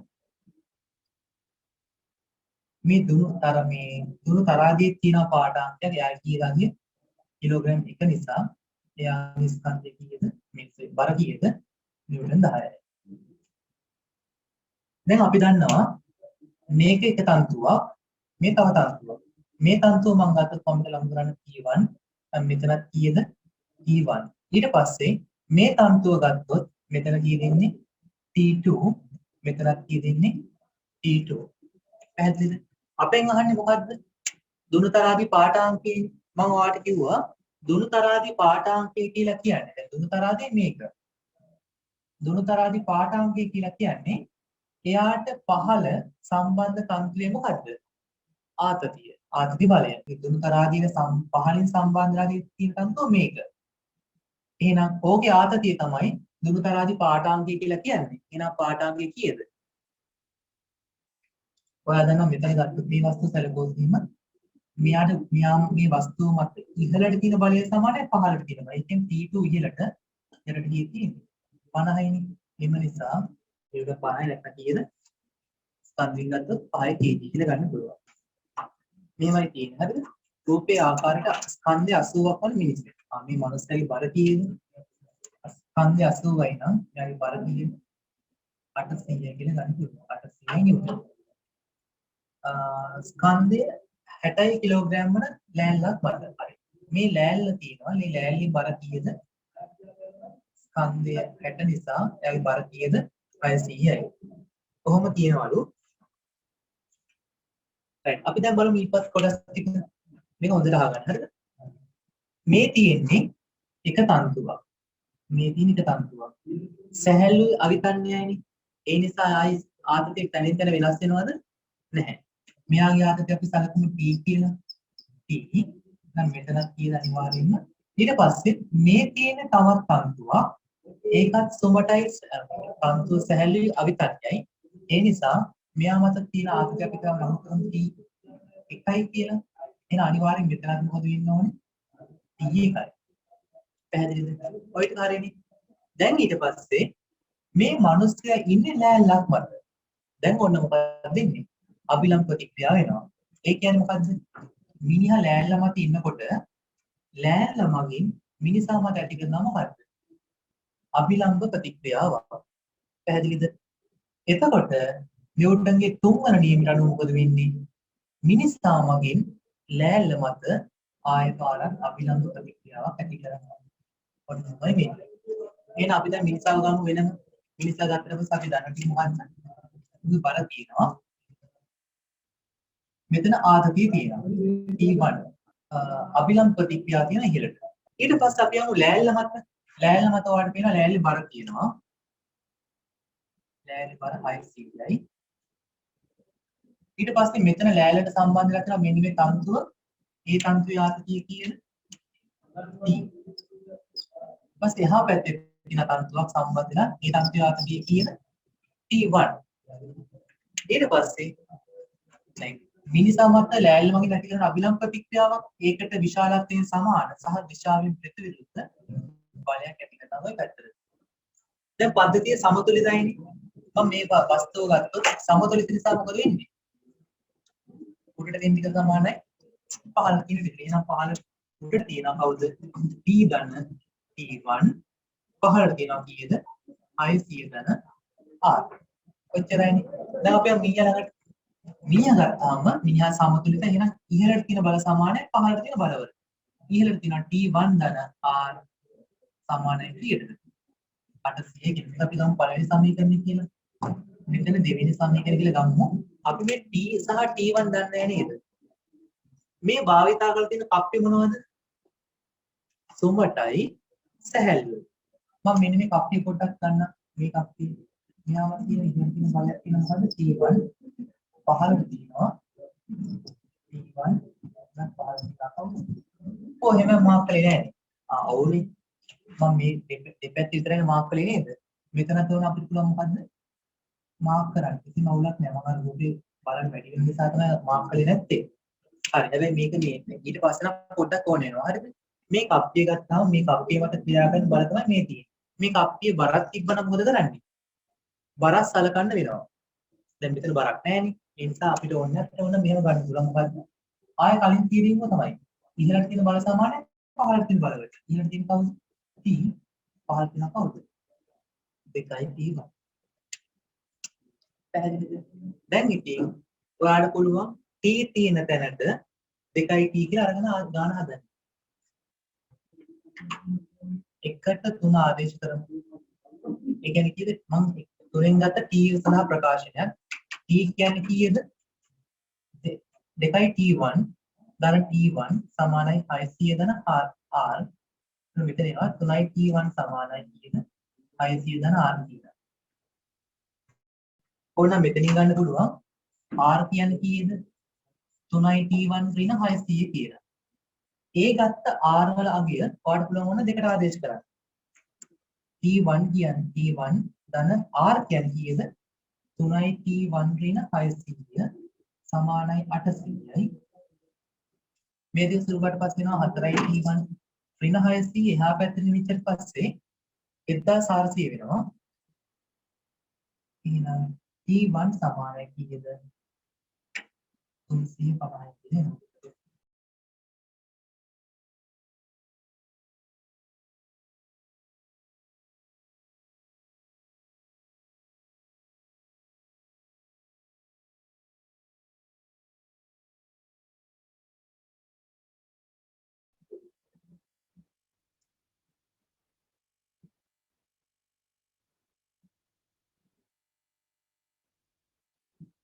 ස්කන්ධයේ කිලෝග්‍රෑම් 50ක් වන මිනිසෙක් ඉන්නවා. දැන් ඊට අපි මතක තියාගන්න මොකද්ද?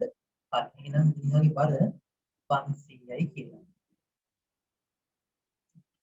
මේ තියෙන වේදිකාවට තමයි ලෑල්ලේ ස්කන්ධය කිලෝග්‍රෑම් 40යි. ඒ කියන්නේ බර කීයද? නිව්ටන් 400යි. පැහැදිලිද? ඊට පස්සේ ඊළඟ සරල දේ තමයි මේ තන්තු වල ආතතිය ලබු කරගන්න. මම කියන්නේ මේ සම්පූර්ණ තන්තුව එකක් කියලා නිසා අපිට මෙහිම ආතතිය ලබු කරන්න පුළුවන්. මෙතන T ඊට පස්සේ මෙතන මේ හැම තැනකම ආතතිය Tම තමයි. මොකද එකම තන්තුව නිසා. ඊට පස්සේ දැන් කොළ පාටින් තියෙන තව තන්තුවක්. එතකොට කොළ පාටින් තියෙන කී ආතතිය වෙනස්. හැබැයි එයා සැහැල්ලු සහ අවිතණ්‍ය නිසා එයාගේ හැම තැනම ආතතිය සමානයි. මම T1 කියලා ගන්නම්. දැන් මෙතන අනිවාර්යෙන් T1 කියලා ගන්න පුළුවන්. මිනිහා ලෑල්ල මත ඉන්නකොට ලෑල්ල මගින් මිනිහා මත ඇති කරන මොකද්ද? අභිලම්බ ප්‍රතික්‍රියාව. ඒක මම R කියලා ගන්නම්. මේ තියෙන්නේ ලෑල්ල මගින් මිනිසා මත ඇති කරන අභිලම්බ ප්‍රතික්‍රියාව. නිව්ටන්ගේ තුන්වන නියමයට අනුව මිනිහා මගිනුත් ලෑල්ල මත ඇති කරනවා ඒකටම සමාන මොකද්ද? අභිලම්බ ප්‍රතික්‍රියාව. බල ටික වෙන වෙනම ලකුණු කළොත් කොහොමද එන්නේ? මෙතන තියෙනවා T. ලෑල්ල මම අරන් තියෙන්නේ. මෙතනක් තියෙනවා T. ලෑල්ලේ බර තියෙනවා කීයද? 400යි. ඊට පස්සේ මිනිසා මගින් මෙහා මත ඇති කරන අභිලම්බ ප්‍රතික්‍රියාව. ඒක R කියලා ගත්තා. අපි දැන් යමු මිනිසා මතට. මිනිහාගේ බර තියෙනවා කීයද? 500යි. ලෑල්ල මගින් මිනිහා මත ඇති කරන අභිලම්බ ප්‍රතික්‍රියාවක්. ඒක කීයද? R කියලා ගමු. ඊට පස්සේ මේ මිනිස්සයා මේ තන්තු අල්ලන් ඉන්නේ. ඒ නිසා තන්තුව මත යදෙන බලය තමයි T1. ඔන්නෝම තියෙන්නේ. දැන් මේ කට්ටිය සමතුලිතයිනේ. ඒ නිසා මොකද අපි කරන්නේ? ප්‍රකාශන දාමු ඉහළට තියෙනවා සමානයි පහළට තියෙනවා. ඒ කියන්නේ කීයද? T ධන T සමානයි 400 ධන සිම්පල් R. මේ ලෑල්ල නැත්තම් වේදිකාව හරිද? මේ තියෙන මිනිසා. මිනිසා අතර මතක දැම්මොත් එimhe ඉහළට තියෙන බල සමානයි පහළට තියෙන බල නිසා ඉහළට තියෙනවා R ධන T1 සමානයි කීයද? 500 කියලා ගන්න පුළුවන්. පැහැදිලිද? මම මෙන්න මේ කප්පියක් ගන්නම්. මොකද මෙතන නොදන්නා පද තුනක් තියෙනවා. ඒ නිසා ඒක සුළු කරන්න නිසා මම මෙන්න මේ කප්පිය සලකන්නම්. මේ කප්පිය ගත්තාට පස්සේ ඔයාට පේනවා මේ කප්පියමක් තියෙන බල ටික ගත්තොත් දැන් මේ කප්පිය සැහැල්ලු වෙන්නේ නේද? සැහැල්ලු නිසා මෙයාම ඉහළට තියෙනවා T. මෙයාම ඉහළට තියෙනවා T. පහළට තියෙනවා T1. ඒ නිසා මේකෙන් ගත්තට පස්සේ මෙයාත් සැහැල්ලු නිසා මෙයා සමතුලිත නිසා 2යි t සමානයි කවුද? t1 කියලා අපිට උත්තරයක් ගන්න පුළුවන්. මෙතන අපිට නම් 2යි t සමානයි 400 ධන r කියලා. තුනෙන් අපිට ආපු t1 කරා කිය මෙතන ආදේශ කරන්න r t1 කීයද? 2යි t නේද? එතකොට මෙතනින් අපිට එනවා t1 සමානයි 2යි t කියලා. සමානයි 500 කියලා එනවා. මේ පළවෙනි සමීකරණයට අනුව අපි දන්නවා 2යි t කියන්නේ 400 ධන r කියලා. එහෙනම් මේ 2යි t වෙනුවට මෙන්න මේ අගය කීයද? 400 ධන r සමානයි කීයද? 500 කියලා එනවා. එහෙනම් මෙතන කියනවා 2යි r සමානයි මේ 400 එහා පැත්තෙන් ඊට පස්සේ ඍණ වෙනවා සමානයි 100. බලලකුණු කිරීම තමයි මෙතන වැදගත්ම දේ. ඊට පස්සේ මේ රූප පද්ධතියේ තියෙන එක් වස්තුව වෙන වෙනම අඳින එක තමයි ඊළඟ වැඩේ.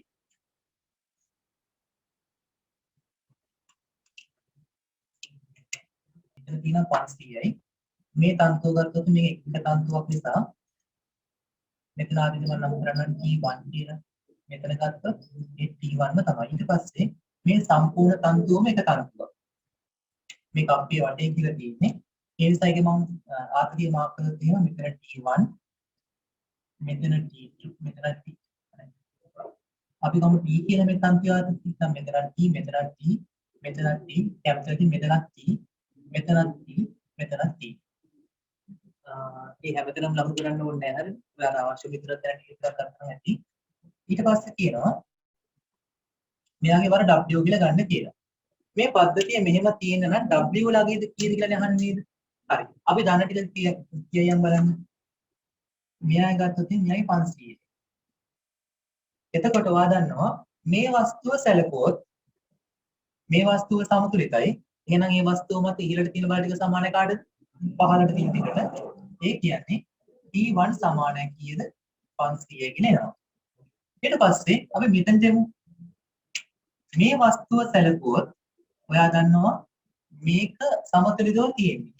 ඒ නිසා කිසිම අවුලක් නැහැ කීයද? T සමානයි W කියලා ගන්න පුළුවන්.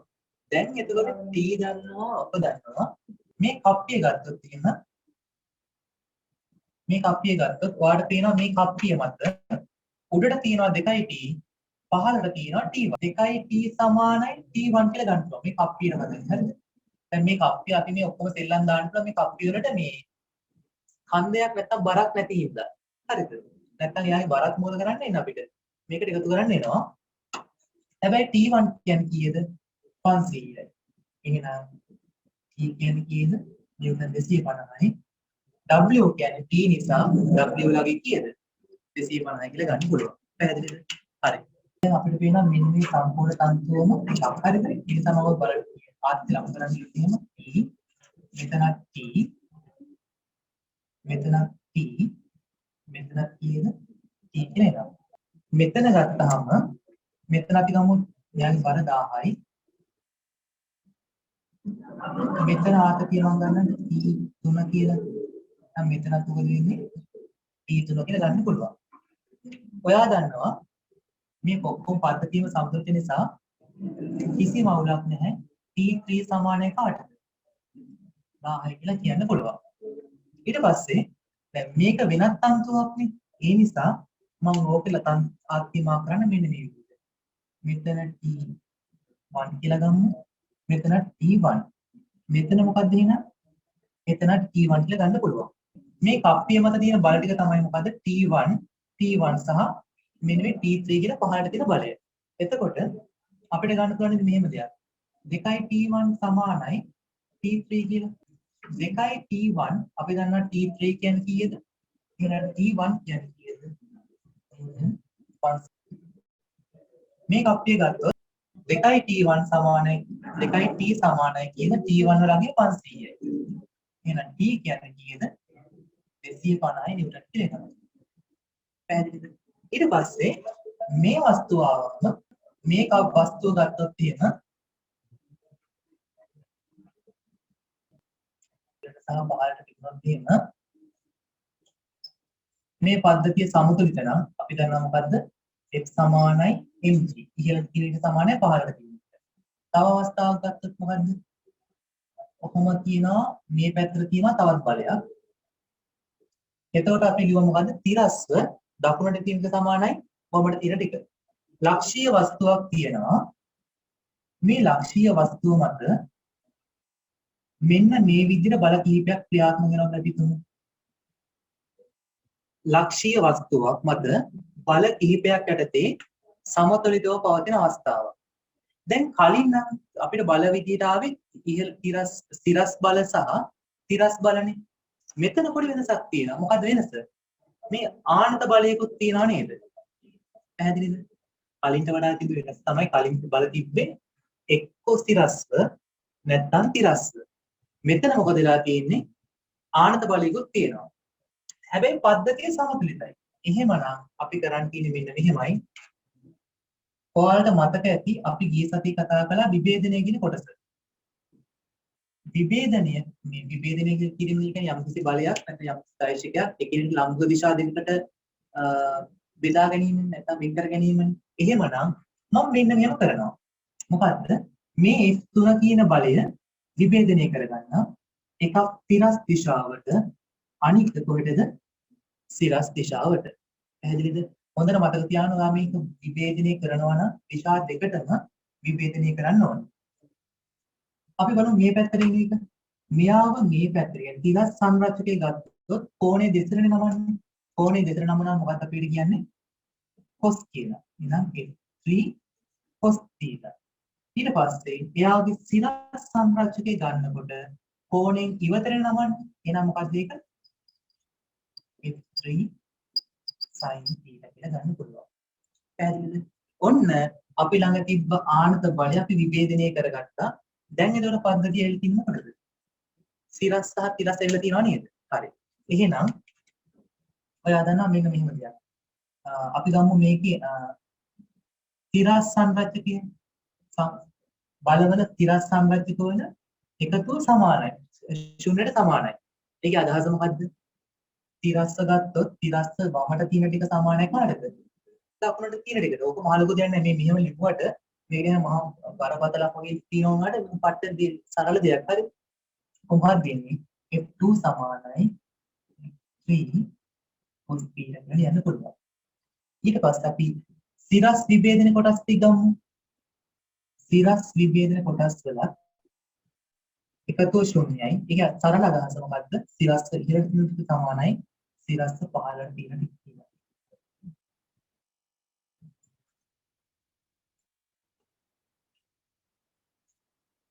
ඒක මුලින් විභේදනය කරගමු. මම මේ F2 කියන විභේදනය කරගන්න.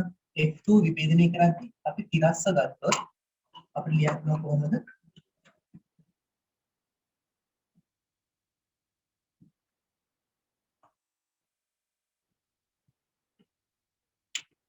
යාව තිරස් විභේදනය කරගත්තොත් අපිට ලියන්න F2 cos θ කියලා.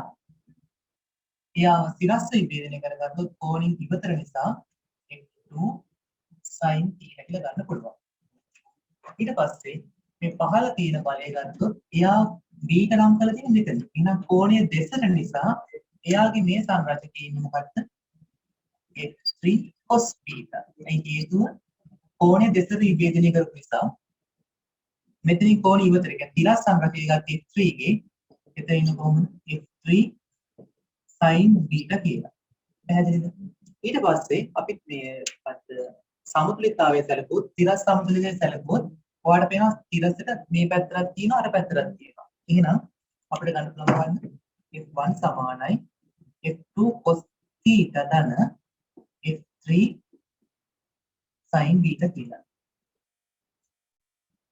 ඊට පස්සේ සිරස් සංරචකය ගත්තොත් සිරස් ඊළඟට තියෙනවා F2 cos F2 sin θ සමානයි පහළට තියෙනවා F3 cos β කියලා. ඔන්න ඔහොමයි එතකොට ගන්න පුළුවන් සම්බන්ධය.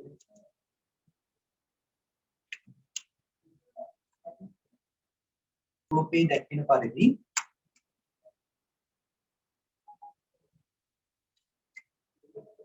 බල කිහිපයක් යටතේ වස්තුවක් සමතුලිතව ඇත. තිරස් සහ ස්ථිරස් විභේදන සැලකිලි ඒවා අතර සම්බන්ධයක් ලබා ගන්න. බලය විභේදනය කරද්දී තිරසට විභේදනය කරොත් ඒක තිරස විභේදනය කරනවා කියන්නේ කෝණය දෙසර නිසා මේ පැත්ත වෙනවා මොකද්ද?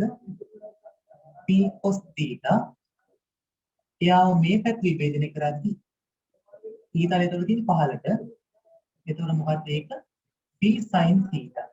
මේ විභේදනය කරලා පස්සේ දැන් මේ බලය නැහැ. දැන් p කියන එක නැහැ. සමතුලිත නිසා තිරස් සමතුලිතය ගත්තොත් ඔයාලට පේනවා මේ පැත්තටයි මේ පැත්තටයි තියෙන්නේ. එහෙනම් අපිට ලියන්න කොහොමද?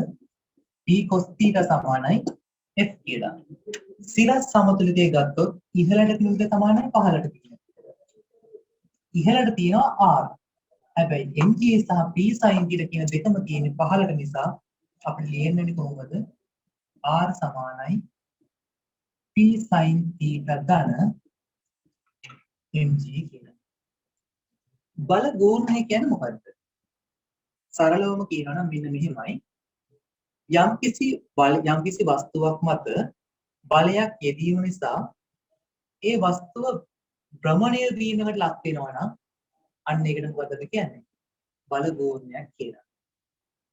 බල ගෝණය කියන්නේ බලය වැඩි කිරීම ගෝණ ලක්ෂයේ සිට බලයේ ක්‍රියා රේඛාවට ඇති ලම්බ දුර. අද බලමු මොකක්ද සිංහල වේදනය කියලා. ඔන්න තියෙනවා වස්තුවක්. ලක්ෂයක්. හරිද? අපි ගමු මේ වගේ බලයක් තියෙනවා කියලා. අපි හිතමු මේ බලය මගින් මේ ලක්ෂය මත ඇති කරන බල ගෝණය කියලා කියන්නේ මෙන්න මේකයි. අපි ගමු මේ බලය f කියලා. මේ බලයට තියෙන ලම්බ දුර කියන්නේ මොකද්ද? මෙන්න මේ බලයේ ක්‍රියා රේඛාවත් එක්ක මේ දුර හදන්න මොන කොහොමද? අංශක 90 කෝණයක්. එතකොට මම ගන්න මේක ඕලක්ෂය කියලා. මෙයාගේ දුර අපි සැලකුණු r කියලා. එහෙනම් ඕලක්ෂය වටා බල ගෝණය කීයද? බලය f ගෝණ ලක්ෂයේ සිට මම මේ ඕලක්ෂය වටා කියන එක තමයි මේ නිරූපණය කරලා තියෙන්නේ. හරිද? මොකද්ද මේකේ සිංහල තේරුම? ඕලක්ෂය වටා බල ගෝණය. ඕලක්ෂය වටා බල ගෝණය කියන්නේ බලය වතාවක් ඕලක්ෂයේ සිට බලයට තියෙන ලම්බ දුර. ලම්බ දුර කෙලින්ම කියන්නේ කීයද? r කියලා. බල ගෝණය එකතු කරද්දී නිව්ටන් මීටර. හරිද? බලය කියන්නේ නිව්ටන්, දුර කියලා කියන්නේ මීටර්නේ. ඒ නිසා ඔබ තමයි කතන්දරේ. බල ගෝණය කියන්නේ දෛශික රාශිය. ඒ කියන්නේ විශාලත්වයක් තියෙනවා, දිශාවකුත් තියෙනවා.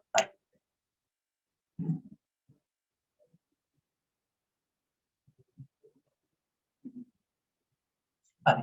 අපි ප්‍රශ්නයක් කරා මෙන්න මෙහෙම. මේ විදිහට ඕලක්ෂයක් තියෙනවා. මේ ඕලක්ෂය හරහා f බලයක් ක්‍රියාත්මක වෙනවා. මගේ ප්‍රශ්නේ තමයි එහෙමනම් ඕලක්ෂය වටා මේ මගින් ඇති කරන බල ගෝණය කීයද? බිඳුවයි. ඇයි හේතුව? දැන් බලයක් තියනමුත් ඕලක්ෂයේ ඉඳලා මේ බලයට තියෙන ලම්බ දුර කීයද? ලම්බ දුරක් නැහැ ඇත්තටම නේද? ඒ නිසා ඕලක්ෂය වටා බල ගෝණය ගත්තොත් කීයද? බිඳුවයි. ඒ නිසා ඔයා මෙන්න මේ දේ මතක තියාගන්න. මොකද්ද?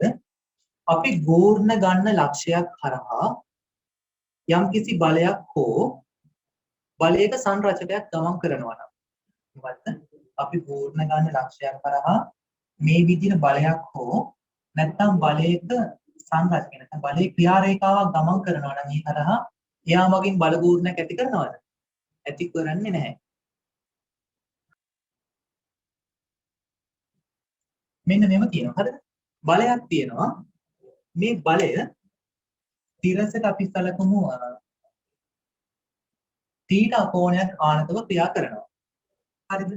දැන් මට කියන්න මම මේ බලය මගින් ඕලක්ෂය වටා ඇති කරන ගෝණය මෙහෙම ලිව්වොත් හරිද? ඕලක්ෂය වටා මේ ඇති කරන ගෝණය සමානයි f වැඩි කිරීම r කියලා ලියන්න පුළුවන්. බැහැ. හරිද? මේක ලියන්න එපා.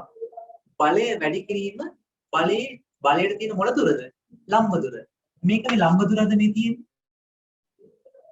නෑ නේද? මොකද ඔයාලට පේනවා අනිවාර්ය ලම්බ දුර නම් බලයට ලම්බක වෙන්න ඕන මේ දුර. එහෙම වෙන්නේ නැහැ නේද? එහෙනම් මේ වගේ අවස්ථාවක අපිට මේ සමීකරණය දාන්න බෑ. ඒක තමයි මම අර සමීකරණය කියද්දි මුලින්ම කිව්වේ ලම්බ දුර කියලා. පැහැදිලිද? මෙහෙම තිබ්බොත් මොකද අපි කරන්නේ? මේ වගේ තිබ්බොත් අපි මොකද කරන්න ඕනේ? මෙන්න මේ බලය විභේදනය කරගන්න එක. හරිද? මේ බලය අපිට පුළුවන් මෙන්න මේ විභේදනය කරගන්න. දැන් මෙතන පීඩන අනිවාර්යෙන් මෙතන කීයද? පීඩන. මේක විභේදනය කරගත්තොත් කොහොමද තියෙන්නේ? උඩට තියෙනවා මොකක්ද සංරචකය? කෝණේ දෙතර නේද? f cos θ කියලා එනවා. පැහැදිලිද? ඊට පස්සේ එයාව තිරසට විභේදනය කරගත්තොත් එයා ඉන්නේ කොහොමද? f sin θ විදිහට. ඕලක්ෂය වටා ගෝර්ණය ගත්තොත් බලය කීයද? බලය කීයද? මෙන්න මේකනේ තියෙන්නේ. f cos θ ඒකට තියෙන ලම්බ දුර තමයි r. මට කියන්න f sin θ මගින් බල ගෝර්ණයක් ඇති කරනවද? නැහැ. ඇයි හේතුව? f sin θ කියන සංරචකය ක්‍රියා කරන්නේ මේ ගෝර්ණ ගන්න ලක්ෂ්‍ය හරහා. ඒ නිසා මෙයා මතක තියාගන්න f sin θ මගින් O වටා O ලක්ෂ්‍ය වටා ගෝර්ණයක් ඇති නොකරයි කියලා. පැහැදිලිද? නොකරන්න හේතුව මොකද්ද? ඒ f sin θ කියන සංරචකය ක්‍රියාත්මක වෙන්නේ O හරහා. මෙතන θ නම් මෙතන කෝණය θ. මෙතන කෝණය θ. එහෙනම් කෝණය දෙසට විභජනය කරොත් මොකක්ද වෙන්නේ? f cos θ අනිත් පැත්තට ගත්තොත් මොකක්ද ඒක? f sin θ. එහෙනම් මෙතන ඉන්නේ මේ දුරට ලම්බක වෙන්නේ f sin θ කියන බලය. මේ sin θ මෙතන එතකොට f cos θ තමයි කෝණයක පිටකන්නේ.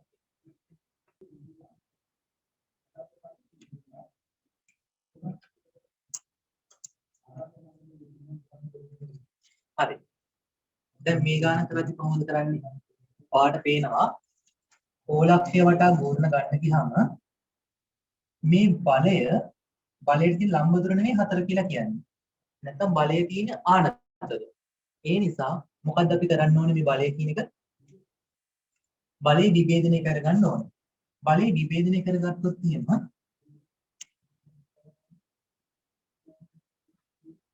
මෙන්න මේවයි තියෙන්නේ. මේ බලය මට පුළුවන් විභේදනය කරගන්න එකක් මේ පැත්තට. බලන්න මෙයාගේ දිශාව කොහෙද තියෙන්නේ කියලා. මෙයාව තිරසට විභේදනය කරගත්තොත්. يعني මේ පැත්තටනේ. තිරසට විභේදනය කරගත්තොත් මෙන්න මේ පැත්ත තමයි එන්නේ. ඒ කියන්නේ කීයද? 10යි cos 30 කියලා. ඊට පස්සේ මේ බලය තිරසට විභේදනය කරගත්තොත් එයා එන්නේ කොහොමද? මෙන්න මේ විදිහට 10යි sin 30 කියලා එනවා. එතකොට ඕලක්ෂය ඉඳලා මේ මෙතනට කියන දුර තමයි මීටර 4. දැන් ඔයාලට දැන් මෙහෙම විභේදනය කරගත්තට පස්සේ මෙහෙම දෙයක් පේනවා. මොකද්ද? f 10යි cos 30 කියන එක මොකද වෙන්නේ? එයාගේ ක්‍රියා රේඛාව කොයි ලක්ෂ්‍ය වටාද යන්නේ? O යට O හරහා යනවනේ. ඒ නිසා 10යි cos 30 මගින් O වටා ගෝර්ණයක් ඇති නොකරයි. එහෙමනම් ගෝර්ණ නැති කරන්නේ කවුද? මෙන්න මේ 10යි sin 30 කියන එක බලය මගින්. එහෙනම් O ලක්ෂ්‍ය වටා බල ගෝර්ණය කියන්නේ ඔයා දන්නවා r. මෙතනදී f කියලා කියන්නේ හොඳට මතක තියාගන්න f කියලා කියන්නේ කීයද? 10යි sin 30. 10යි sin 30 ගේ ලම්බ දුර තමයි කීයද? 4. දැන් අපි සුළු කරලා තියෙන ඔයා දන්නවා 10යි sin 30 කියන්නේ භාගයයි වැඩි කිරීම 4. එහෙනම් මෙතන උත්තර එනවා කීයද? 20යි නිව්ටන් මීටර කියලා. බල කිහිපයක් මගින් යම් ලක්ෂයක් වටා ඇති කරන සඵල බල ගෝර්ණය. බල ගෝර්ණය කියන්නේ මොකද්ද? දෛශික රාශියක් කියන බල ගෝර්ණය කියලා කියන්නේ දෛශික රාශියක්. එතකොට දිශාවක් සලකන්න එපානේ. මම දිශාව ගැන කිසිම දෙයක් කිව්වේ නැහැ. හරිද? මම දැන් පොඩ්ඩක් කියලා ඉන්නම් මේ දිශාව ගැන මොකද්ද? අපිට ඕනේ මෙන්න මේ F බලය මගින් O ලක්ෂය වටා ඇති කරන බල ගෝර්ණයේ දිශාව හොයාගන්න. දකුණු අත අරගෙන මේ ඇඟිලි ටික යොමු කරනවා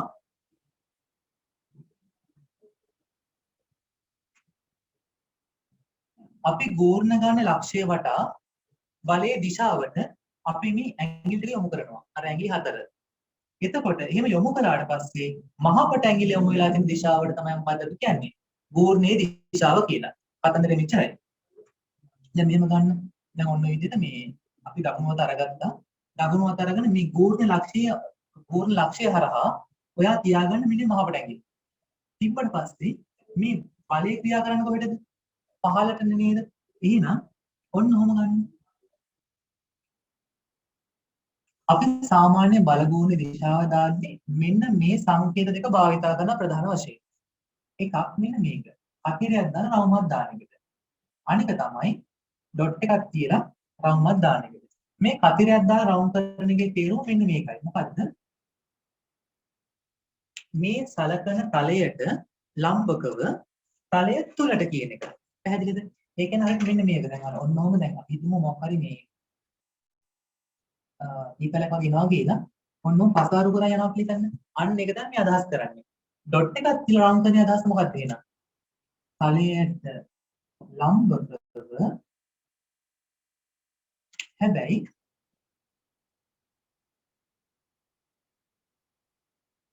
තලයෙන් කොහෙද? තලයෙන් ඉවතට. ඒ කියන්නේ මොකක් හරි මේ වස්තුවක් මෙන්න මෙහෙන් එළියට එනවා වගේ අදහසක් තමයි ඔතන අදහස් කරන්නේ. පැහැදිලිද? එහෙනම් බලයේ ගෝර්ණය මේ සංකේත දෙක ඇතුළෙන් ප්‍රධාන වශයෙන් භාවිත කරන්නේ. දැන් කරන්නේ මෙන්න මේ. හරිද? ඔයා මේ අර මහපට ඇඟිල්ල හැර ඉතිරි ඇඟිලි ටික බලයේ ක්‍රියාකරන දිශාවට යොමු කරන්න. කොටද තියෙන්නේ? මෙන්න දැන් අපි ගන්න ගෝර්ණය ගන්න මේ ලක්ෂ්‍ය වටානේ නේද? එහෙනම් ඔය ලක්ෂ්‍ය වටා ඔන්න ඔබට ඔන්න පහළට ගන්න. එතකොට මහපට ඇඟිලි යොමු වෙලා තියෙන කොහෙටද? පොතේ තලය තුලට. එහෙනම් මේ ගෝර්ණ දිශාව මොකක්ද?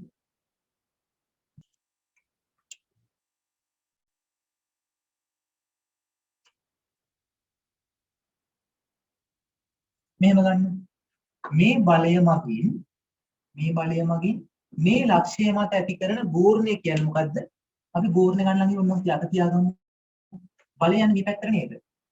එහෙනම් මහපට ඇඟිලි යොමු වෙලා තියෙන කොහෙටද? පොතේ තලයෙන් ඉවතටනේ. එහෙනම් අපි කියනවා මේ ගෝර්ණයේ දිශාව මොකද්ද? ඩොට් එකක් තිබ්බා. මේ පැත්තට යන්නේ. එහෙනම් එතනදිත් ඕ ලක්ෂ්‍ය වටා මේ බලය මගින් ඇති කරන ගෝර්ණ දිශාව කොහෙද තියෙන්නේ? පොතේ තලය තුලට. අපේ පහසුව සඳහා අපි භාවිතා කරන දිශාව තමයි මොකද්ද? දක්ෂිනාවර්තද වාමාවර්තද කියන එක. මම මෙතන ඉඳලා බලගෝර්ණ දිශාව කියන එක හඳුන්වන්න ගන්නේ මොකද්ද? දක්ෂිනාවර්තද වාමාවර්තද කියන එක. හරිද? දැන් බලමු මොකද්ද දක්ෂිනාවර්ත වාමාවර්ත කියන්නේ? ඔරලෝසුවේ කටු කැරගෙන කොයි පැත්තටද?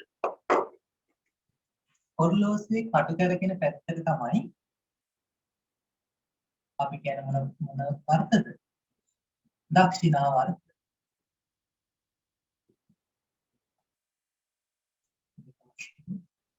අනිත් පැත්තට තමයි මොකක්ද අපි නම් කියන්නේ?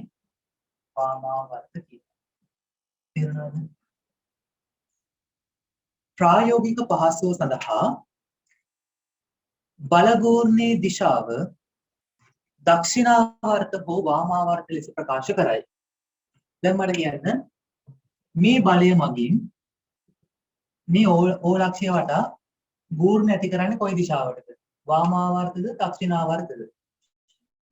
කොහෙද? දක්ෂිනාවර්ත. ඔන්න මෙහෙම ගන්න. මේ මහපට ඇඟිල්ල උතදී ඔන්න ඔකට අවකට්ටුවෙන් අදිනවා වගේ මතක් කරගන්න.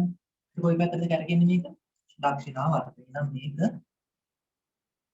දක්ෂිනාවර්තය. මේක කොයි පැත්තටද යන්නේ? වාමාවර්ත. ගෝර්ණ දිශාව වාමාවර්ත. මේක කොහොමද? දිශාව වාමාවර්ත. ඊට පස්සේ මෙතන ගන්න. මේ පැත්තට කරගෙන යන්නේ නේද? එහෙනම් ඒකත් කොහෙද? වාමාවර්ත. මේක දක්ෂිනාවර්ත. ඔන්න ඔහොම සිද්ධියක් තියෙනවා. ඒතකොට දැන් ඔන්න මෙතනින් පස්සේ බලගෝණ දිශාව අපි කොහොමද ගන්නෙ? දක්ෂිනාවර්තද වාමාවර්තද? අපි දැන් මාතෘකාවට ආයෙ පාරක් යමු. මොකද්ද මෙතන තියෙන්නේ? බල කිහිපයක් මගින් යම් ලක්ෂයක් වටා ඇති කරන සඵල බලගෝර්ණ ගන්න තමයි යන්නේ. පැහැදිලිද? හරි. අපි මෙහෙම ගමු. අපිට ඔය විදිහට දීලා තියෙනවා O ලක්ෂයක් කියලා එකක්. හරිද? O ලක්ෂය වටා දැන් මෙත් අපි කලින් හැම පාරම කලේ බල එකයිනේ. දැන් මෙතන බල කීයක් තියෙනවද? බල දෙකක් තියෙනවා. මේ බල දෙක මගින් O ලක්ෂය වටා ඇති කරන සඵල බල ගූර්ණය හොයන්න තියෙන්නේ. මොකද්ද? මේ බල දෙක මගින්ම O ලක්ෂය වටා ඇති කරන සඵල බල ගූර්ණය. හරිද? මම ඔයාලට පොඩි දෙයක් කියන්නම්. මේ වගේ බල යම් ලක්ෂයක් වටා බල ගොඩක් තියෙනකොට ගූර්ණය හොයද්දි මුලින්ම කරන්න ඕනේ මොකද්ද? අදාළ ගූර්ණ ලක්ෂය තෝරගන්න. සමහරවිට ගොඩකට ගානක කියනවා මේ අහවල් ලක්ෂය හරහා ගන්න කියලා. නැත්නම් අපිට තමයි ගන්න වෙන්නේ. ඔයා එහෙනම් ගන්නවා නම් මුලින්ම කරන්න ඕනේ මොකද්ද? ගූර්ණ ලක්ෂය තෝරගන්න ඕනේ. 1. 2 මොකද්ද? ගූර්ණ ගන්න දිශාවක් තෝරා ගන්න ඕනේ. තේරුණාද? මුලින්ම මොකද්ද කරන්නේ? ලක්ෂ්‍ය තෝරා ගන්න. ගූර්ණ ලක්ෂ්‍ය තෝරා ගන්න එක. දෙවෙනිට කරන්න ඕනේ මොකද්ද? දිශාවක් තෝරා ගන්න එක. ඊට පස්සේ ඉදිරි කරගෙන යන්න තියෙනවා. පැහැදිලිද? හරි. මම ගන්නම් මෙහෙම. මම O ලක්ෂ්‍ය වටා ගත්තා. දැන් මම ලියනවා O ලක්ෂ්‍ය වටා සඵල බල ගූර්ණය කියන්නේ මෙන්න මොයි සංකේතය. මොකද සඵල කියන්නේ දාන්න. මොකද දැම්ම තවුලක් නැහැ. මෙච්චර ඕනෙත් නැහැ. O ලක්ෂ්‍ය වටා බල ගූර්ණය. මම දිශාවක් සලකන්නම්කෝ. දක්ෂිනාවර්තද වාමාවර්තද කියලා. අපි ගමු දක්ෂිනාවර්ත. අපි දක්ෂිනාවර්ත බල ගූර්ණ ධන විදිහට සලකනවා. වාමාවර්ත බල ගූර්ණ මොනවද? ඍණ විදිහට සලකනවා. එහෙමනම් මට කියන්න මේ මෙයා මගින් ඇති කරන බල ගූර්ණය කීයද? O ලක්ෂය වටා f වතාව r1 අපි F1 කියලා ගමු. එහෙනම් F1 වතාව r1. මට කියන්න O ලක්ෂය වටා මෙයන් ගූර්ණය කොයි පැත්තට තියෙන්නේ? දක්ෂිනාවර්ත. අපි දක්ෂිනාවර්තනේ අරන් තියෙන්නේ. එහෙනම් මෙයා මොකද්ද? ධන. ඊට පස්සේ මේ බලය ගන්න. මෙයත් කොහොම නේද යන්නේ? O ලක්ෂය වටා ඔයා ගූර්ණය කොයි පැත්තටද යන්නේ? දක්ෂිනාවර්තමයි නේද? නේද? එහෙමනම් එයාත් මොකද්ද? ධන F1 F2 R2 කියලා ගන්න පුළුවන්. පැහැදිලි සිද්ධිය.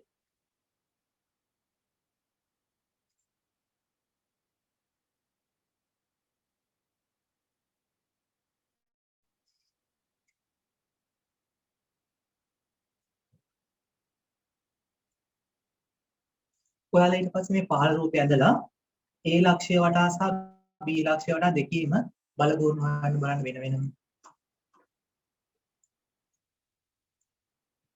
A ලක්ෂය ගත්තොත් එහෙම ඔන්න A ලක්ෂය මම තෝරගත්තා. අපි දිශාවක් සලකන්නත් ඕනේනේ. මම සලකන්නම්කෝ දක්ෂිනාවර්ත. A කියන්නේ අපි දැන් බලමු A ලක්ෂය කොතන තියෙන්නේ? මෙතනනේ. මෙතන බල කීයක් තියෙනවද? දෙකක් තියෙනවා. A ලක්ෂය වටා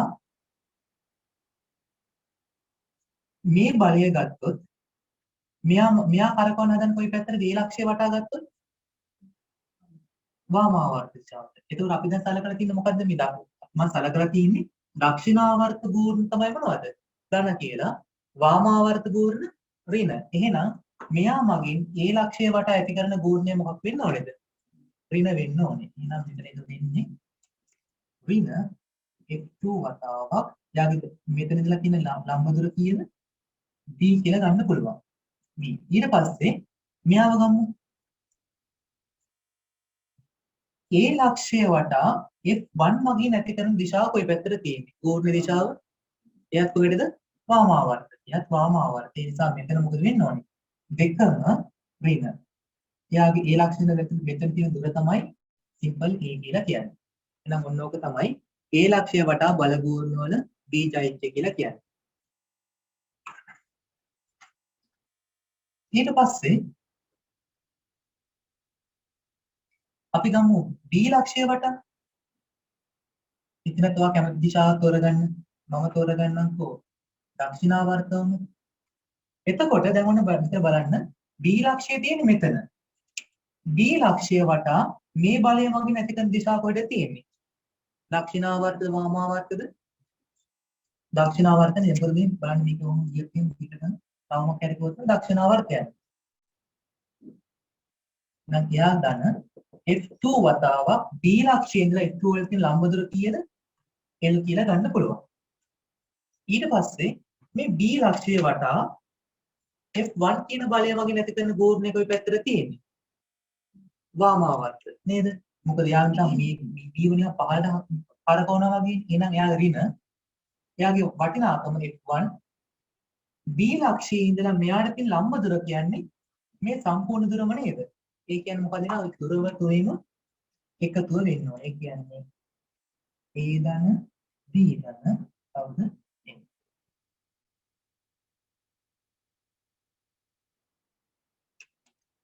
O ලක්ෂය වට ඇති කරන බල ගුණය සොයන්න. O ලක්ෂය වටා බල ගුණය ගන්න යන්නේ. ඔයා කැමති දිශාවක් තෝරගන්න පුළුවන්. මම මේක දක්ෂිනාවර්ත කීයට තුනක් ගත්තා කියලා එහෙනම් දක්ෂිනාවර්ත කියන්නේ අන්තිම කියන්නේ හරිද? ඔයා කැමති විදිහට ගන්න කොහොම කළත් ගාන උත්තරේට බලපෑමක් වෙන්නේ නැහැ. අපි ගමු දක්ෂිනාවර්ත සැලකන්නේ. දක්ෂිනාවර්ත සැලකුවොත් ඔයාට පේනවා මේ O ලක්ෂය වටා 10 නිව්ටන් මගින් ඇති කරන බල ගෝර්ණය කොයි පැත්තටද තියෙන්නේ? මේ පැත්තටනේ. ඒක මොන පැත්තද? වාමාවර්ත. එහෙනම් අපි ඒක සලකන්න එක කීයද? ඍණ කියලා. මොකද මම ගෝර්ණය ධන කියලා අරන් තියෙන ධන දක්ෂිනාවර්ත.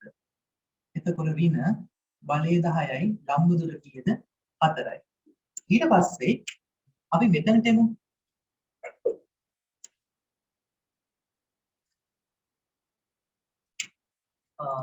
මෙන්න මේ බලය ගත්තොත් එයා දැන් තියෙන ආනතව.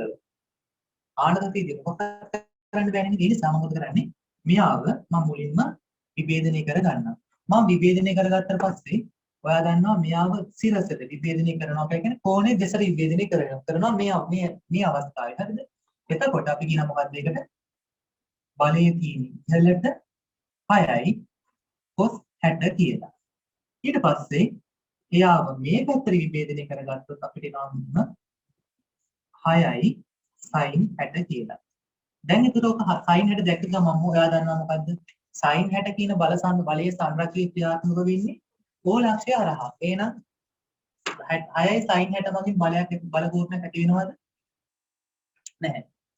එතකොට දැන් 6යි cos 60 මගින් ගෝර්ණ දිශාව කොයි පැත්තටද?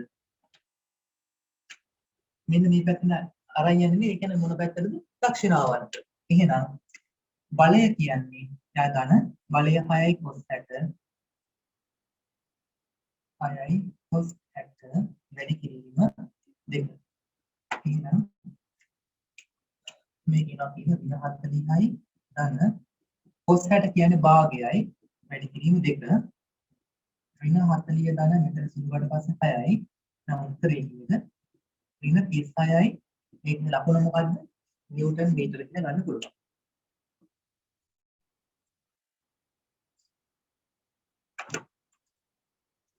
හරි. අපි බලමු මේක.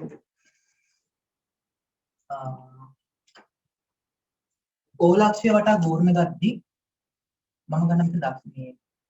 එනම් දක්ෂිනාවර්තනේ මම මෙතන වාමාවර්ත ගන්නවා. වාමාවර්ත ගත්තොත් එහෙනම් මට කියන්න ඔක්කොටම කලින් 4යි නිව්ටන් මගින් O ලක්ෂය වටා බල ගෝර්ණයක් ඇති වෙනවද? නැහැ. මොකද හේතුව 4යි නිව්ටන් O ලක්ෂය හරහාම ගමන් කිරීම නිසා මෙයා මගින් බල ගෝර්ණයක් ඇති වෙන්නේ නැහැ. ඊට පස්සේ මම 4යි නිව්ටන් මේ 4යි නිව්ටන් ගත්තොත් එහෙම මෙයා ඉන්නේ ආහනතල. ඒ නිසා මම ඔක්කොටම කලින් මම මෙයාව විභේදනය කරගන්නවා. ඊතලයේ තියෙන උඩට නිසා මෙයා මේ පැත්තට හැරවුවාම ඊතලයේ තියෙන මේ පැත්ත. ඒක අපි කියනවා 4යි sin 60. ඊට පස්සේ මෙයාව මේ දිශාවට විභේදනය කළාම අපිට ඉන්න 4යි cos 60. හැබැයි ඔයාලට පේනවා මොකද්ද? 4යි cos 60 කියන බලයේ ක්‍රියා රේඛාව ගමන් කරන්නේ O ලක්ෂය හරහා. ඒ නිසා එයා මගින් බල ගෝර්ණයක් ඇති වෙන්නේ නැහැ. දැන් මම මෙයා මහා ගන්නවා. හරි. එයාට මහා නිසා. එහෙමනම් ඔයාලා දන්නවා 4යි cos 60 මගින් බල ගෝර්ණයක් ඇති වුණ නැතුණාට 4යි sin 60 මගින් බල ගෝර්ණයක් ඇති වෙනවා. ඒක දිශාව කොහෙටද? O ලක්ෂය වටා නම් මේ පැත්තනේ. වාමාවර්ත. එහෙනම් එතන මොකක්ද වෙන්නේ? 4යි sin 60 වැඩි කිරීම 2. මොකද එයා මම සලකන්නේ වාමාවර්ත ධන කියලා මෙයා ධන. ඊට පස්සේ O ලක්ෂය වටා 8යි නිව්ටන් බලය මගින් ඇති කරන ගෝර්ණය කොයි පැත්තටද තියෙන්නේ? දක්ෂිනාවර්ත. ඒ නිසා මොකද එයා වෙන්නේ? ඍණ. එහෙනම් එයාගේ බලය 8යි දුර කීයද? 1යි. එහෙනම් මේක සුළු කරාට පස්සේ 4යි sin 60 කියන්නේ මූල 3ට 2 වතාවක් 2 ඍණ 8 දෙකට දෙක කැපෙන අය උත්තරේ දෙනවා 4යි මූල 3 ඍණ 8යි කියලා. පොත් විනාශ සුළු කරන්න එපා. හරි. සුළු කරන්න බෑ උත්තර. දශම වලින් තමයි අපි මෙතන කරන්නේ. හරි. ඕක ටික ක්‍රියා ගන්න